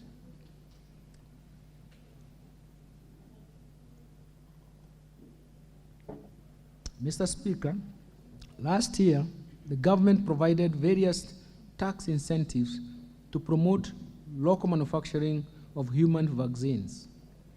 That was applied in order to further support these manufacturers. So in order to continue supporting these manufacturers, I propose to the National Assembly to exempt the manufacturers in this sector from withholding tax on interest and royalties paid to non-residents. Mr. Speaker, the current payee tax structure has 3 rates and bands applicable to 3.3 million employees. The bands are as follows. 10% is applied to income tax, to income up to 24,000 per month. 25% is applied to the next 8,333 per month, and while 30% is applied to incomes above 32,333 per month. Mr. Speaker, employees who fall under the first category, who constitute about 42.5% of the total employed workforce and who earn a maximum of 24,000 per month, don't pay any tax to government, as the tax computed from this income is equal to the relief of 2,400 per month under the Act. The second category of employees, who constitute about 37.2% of the total working population and earn incomes between 24,000 per month to 32,333 per month, pay a tax rate of 25%. The third category of employees, that form 20.4% of the total employees, earn incomes above 32,333 per month and pay a tax at the highest rate of 30%. The tax structure for the payee, Mr. Speaker, means that the tax burden falls on 57% of the total employed workforce. The tax structure is therefore regressive, and as an individual employee earning income above 32,333 per month falls within the upper band at the rate of 30%, leaving no significant gap between employees who do not pay tax as a result of tax relief and those earning higher incomes. In this respect, we have to embark on the review of this taxation structure to make the tax bands more progressive, sharing the tax burden more uniformly across income groups. Mr. Speaker, at the start of this journey, I propose to the National Assembly to introduce 2 additional tax bands. A 4th band will be applicable to employees earning incomes between 500,000 per month to Kenya shillings 800,000 per month at the rate of 32.5%. And a 5th band that will be applicable to employees earning incomes above 800,000 per month at the rate of 35%. As a result of this change, the employees who will pay tax at 30% will be 19.5%, while those two new tax bands will affect 26.67% of employees. And the last band will constitute, let me repeat that. As a result of this change, the employees who will pay 30% tax will be 19% of the total, while the two tax bands will affect 26,676 employees, who constitute about 0.8% of total employed workers in the country. Mr. Speaker, we shall continue to review the pay structure to make it as progressive as possible and redistribute the burden of tax incidents. Measures to enhance tax administration. Amendments to the Tax Procedure Act 2015, Mr. Speaker. Currently, Kenya Revenue Authority has no visibility on the transactions of trusts, largely due to lack of requirement to report to KRA by trustees. This makes it difficult to ascertain the tax payable on the incomes paid to the beneficiaries of trusts. In this regard, I propose to the National Assembly to amend the Tax Procedures Act to require all trustees administering trusts in Kenya to maintain and avail records required by the Kenya Revenue Authority. Mr. Speaker, in order to enhance the tax compliance by use of technology, I propose to the National Assembly to amend the Tax Procedures Act to require taxpayers to issue electronically generated tax invoices which can be tracked and traced through an electronic tax invoice management system, the e-TIMS. Mr. Speaker, in order to streamline the tax administration and remove pressure to abandon taxes and grant waivers of tax, I propose to the National Assembly to amend Tax Procedures Act to remove powers to abandon tax, as well as waivers on penalties and interest that currently exist in the Act. Mr. Speaker, to encourage taxpayers to pay outstanding tax debts, I propose to the National Assembly to introduce a one-year tax amnesty on penalties and interest on the accrued tax debts up to 31st December 2022. In order to benefit from this amnesty, taxpayers will be expected to clear principal taxes between 1st September 2023 to 30th June 2024. And now I take this opportunity to urge all taxpayers to take advantage of the one-year amnesty to clean their tax ledgers by paying all tax arrears.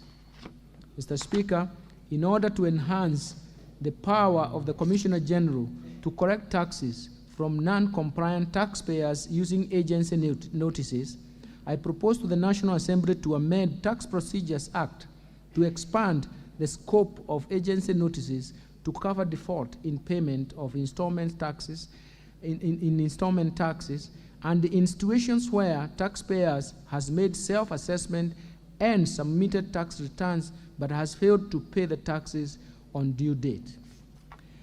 Mr. Speaker, submission of manual tax information to the Commissioner General poses administrative challenges and delays the decision making. I therefore propose to the National Assembly to amend the Tax Procedures Act to require the Commissioner General to provide a data management and reporting system that will allow taxpayers to electronically submit standardized transactional data on real-time basis. Mr. Speaker, impersonation of the Kenya Revenue Authority officers is an offense under the Penal Code and poses revenue risks. We have witnessed increased cases of impersonation of Kenya Revenue Authority officers. In order to curb this vice, I propose to the National Assembly to amend the Tax Procedures Act to provide for offenses and sanctions relating to impersonation of Kenya Revenue Authority officers. Mr. Speaker, in order to enhance the efficiency in administration of tax refunds and boost cash flow of businesses, I propose to the National Assembly to amend the Tax Procedures Act to allow taxpayers who overpay taxes to utilize overpaid tax to offset both outstanding tax debt and future tax liabilities. In addition, I propose to the National Assembly to amend the Tax Procedures Act to provide an additional 30 days for the determination of complex tax cases. This will provide more time for the Commissioner General to complete audit and investigate processes for complex tax refunds cases. Further, Mr. Speaker, I propose to the National Assembly to amend Tax Procedures Act to require Kenya Revenue Authority to pay approved refunds within 6 months. In instances where approved refunds are not paid within this period, I propose to the National Assembly to further amend the Tax Procedures Act to provide for automatic offset of the approved refunds against outstanding tax liabilities in other tax heads or even future tax liabilities. Let me turn to amendments to the miscellaneous fees and levies 2016. Mr. Speaker, let me turn to the proposed amendments to miscellaneous fees and levies. I had earlier stated that the government is committed to lower cost of liquefied petroleum gas, LPG. In addition to removal of VAT on LPG, I propose to the National Assembly to remove import declaration fees, IDF, and railway development levy on LPG. Mr. Speaker, the Kenya Defence Forces and the National Police Service are exempted from import declaration fees and railway development levy in respect to equipment, machinery, motor vehicles for their official use. However, this does not extend to other goods for official use, such as material supplies. In this regard, I propose to the National Assembly to extend the exemption to all goods purchased or imported for official use by the Kenya Defence Forces and the National Police Service. Mr. Speaker, the aviation sector is critical in supporting tourism and transportation of passengers and cargo. Currently, some aircrafts and parts of the aircraft are exempt from import declaration fees, IDF, and railway development levy, RDL. To further support this industry, I propose to the National Assembly to extend the exemption to cover all aircraft, helicopters, aircraft engines, and aircraft spare parts. Mr. Speaker, currently the imported goods are subject to import declaration fee at the rate of 3.5% and railway development levy at the rate of 2%. On the other hand, raw materials and inputs imported by registered manufacturers are subject to a lower rate of 1.5% for both import declaration fee and railway development levy. These differentiated rates pose administrative challenges and are avenues for revenue loss. In order to address these challenges, I propose to the National Assembly to harmonize these rates at 2.5% for import declaration fee and 1.5% for railway development levy applicable to all goods imported into the country. I now turn to amendments on Betting, Gaming, and Lotteries Act Cap 131. Mr. Speaker, currently, the Kenya Revenue Authority has not been able to enforce tax correction from betting, gaming, prize competition, and lotteries activities due to lack of an enforcement provision in the Betting, Gaming, and Lotteries Act. In this regard, I propose to the National Assembly to amend this act to allow KRA to apply the provisions of Tax Procedures Act in enforcing tax correction.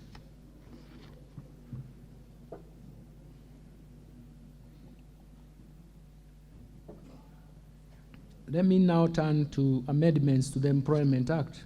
Mr. Speaker, in order to provide funds for the development of affordable housing and associated social and physical infrastructure, as well as the provision of affordable home financing strategy, I propose to the National Assembly to introduce an affordable housing levy through an amendment of the Employment Act 2007 to provide a monthly levy payable by the employer and the employee at 1.5% per month for an employee's gross monthly salary. Mr. Speaker, given that the construction industry is labor intensive, we expect every housing unit constructed will create new jobs, both direct and indirect, among the professionals, youth, MSMEs in general, along the production value chain of affordable housing.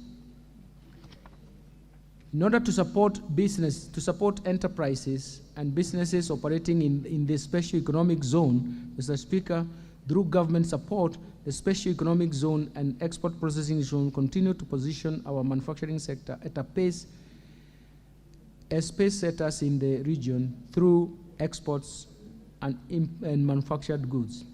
Presently, Mr. Speaker, the goods sold from these zones to the domestic market are subjected to import duty and other applicable taxes similar to goods imported from outside the East African Community region.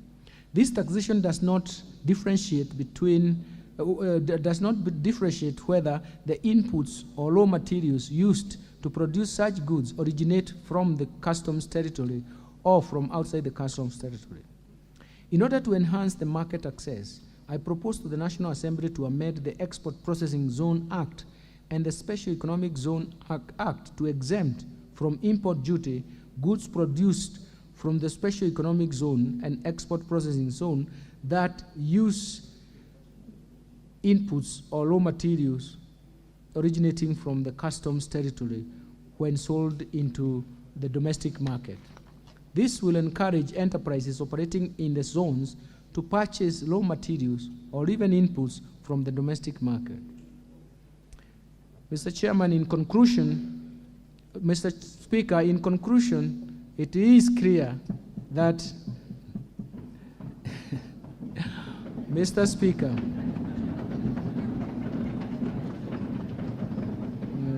Mr. Speaker, in conclusion, it is clear that we face many socio-economic challenges.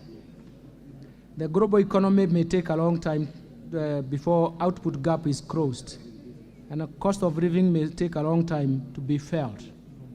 To address these challenges, the government has initiated policy, legal, and institutional reforms to address these issues.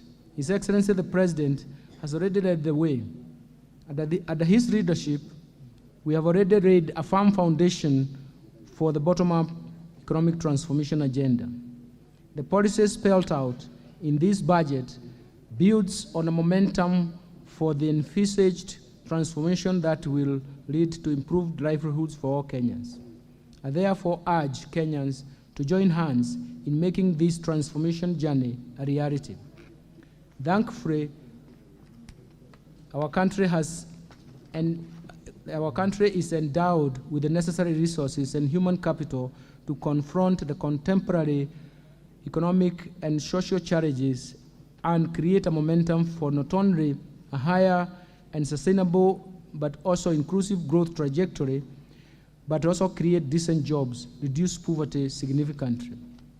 Mr. Speaker, this budget underpins the country's resolve and commitment to fulfill its social contract to Kenyans by progressively improving their welfare. At this point, Mr. Speaker, allow me to express my sincere gratitude to His Excellency the President, Dr. William Samoei Ruto, the President of the Republic of Kenya, and the Commander-in-Chief of Defense Forces, and His Excellency the Deputy President, His Honorable Mr. Rigathi Gachagua, for their counsel, guidance, and support during the entire process of laying foundation for the bottom-up economic transformation agenda and finalizing this budget. I also want to thank Her Excellency Madam Rachel Ruto, the First Lady of the Republic of Kenya, and Her Excellency Pastor Dorcas Gachagua, the Second Lady of the Republic of Kenya, for their support and contribution to the implementation of government initiatives, especially on the environment and climate change action, financial inclusion, and women empowerment. My special appreciation goes to the Prime Cabinet Secretary, the Attorney General, and my fellow Cabinet Secretaries in their respective Principal Secretaries and accounting officers and staff in the government, ministries, departments, and agencies for their support and contribution in making contributions to this budget. I also extend my gratitude to the Chairman of the Presidential Council of Economic Advisors, Dr. David Day, and all economic advisors at the Council for their critical inputs and guidance in supporting the bottom-up economic transformation agenda. This is one team that used their diverse frontier knowledge and worked closely in developing the Kenya Kwanza Administrative Manifesto, the PRAN, in the run-up to the 2022 general election. We have produced and pulled most of the materials for this policy outturn from the PRAN. And that guidance has been very, very critical. And so, more specifically, I gained a lot of support from my colleague and friend, Dr. Kamau Dhuge, Senior Advisor and Head of Fiscal Affairs and Budget Policy at the Executive Office of the President, and currently he's the Governor Designate for the Central Bank of Kenya, wishing and pass his congratulations. My sincere appreciations first to the Honorable Speaker of the National Assembly and your counterpart in Senate, the majority and minority leaders, and the entire House leadership, including the respective class for the National Assembly, for the approval process and the budget estimates for the financial year 2023 and related documents. Second, to honorable chairs and members of both the Budget and Appropriation Committee, Finance and National Planning Committee, and all departmental committees in this House that helped me in terms of, and help us and my team to finalize the budget propositions. Third, I recognize and appreciate the management and staff of the National Treasury and Economic Planning who have worked tirelessly for long hours, including weekends, to ensure that this budget and supporting documents meet the legal guideline. Fourth, the Kenya Revenue Authority, Central Bank of Kenya, the Attorney General's Office, Commissioner of Revenue Allocations, Financial Sector Regulations, and various agencies under the National Treasury and Economic Planning. They have made contributions, and we appreciate their contribution. Fifth, my gratitude goes to the multilateral and bilateral development partners for their continued technical and financial support. Further, I thank the private sector for the sustained contribution to the growth of our economy and even contributions to the debate in terms of the tax measures and policies. Sixth, I wish to appreciate the media and the non-state actors for their active engagement and participation in this financial year, and even in the process of budget process making. Mr. Speaker, I remain immensely grateful to my family for their support and inspiration as I execute my duties as the Cabinet Secretary for the National Treasury and Economic Planning since the appointment. And finally, Mr. Speaker, my utmost gratitude goes to all Kenyans for their contributions, proposals, and suggestions we received during the finalization of the budget. We have covered acres and acres of materials that provided propositions coming from Kenyans, and we are happy that what we have provided is a synthesis and balance of what they presented. Mr. Speaker, before I resume my seat, you will recall that I have already submitted to this House the budget estimate and the Finance Bill 2023, together with accompanying documents as required by the Public Finance Management. Today, I further submit the following documents to the August House and request that you graciously receive them. First, the budget policy statement for financial year 2023-24 was presented.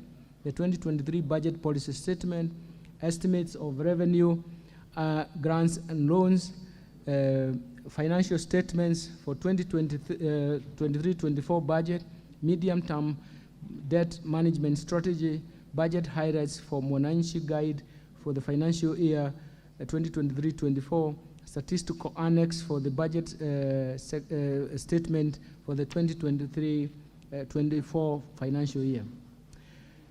So I do present the remaining documents to you, Mr. Speaker, sir, before I assume my position.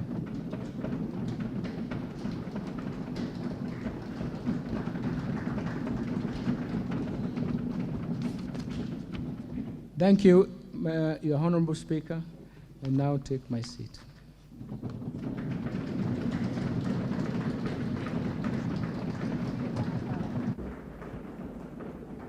Order, honorable members. Honorable members, I wish to thank the Cabinet Secretary for the National Treasury for ably making a public pronouncement of the budget policy highlights for the national government for the financial year 2023-24 and the medium term and the revenue raising measures. It took 3 hours and 20 minutes to be exact. In this regard, honorable members, I confirm that in conformity with the provisions of sections 39 and 39A of the Public Finance Management Act 2012 and Standing Order 244C, the Cabinet Secretary has already submitted to the National Assembly the relevant legislative proposals necessary to actualize the revenue-raising measures to finance the 2023-2024 budget. This has since culminated in the Finance Bill 2023, which is under consideration by this House. Honorable members, it's now my pleasure to invite all honorable members, the Cabinet Secretary for the National Treasury, the Prime Cabinet Secretary, other Cabinet Secretaries, and all invited guests to a reception at the Parliament courtyard hereinafter. Honorable members, now you may be upstanding. The House now stands adjourned until Tuesday, 20th June 2023 at 2:30 p.m.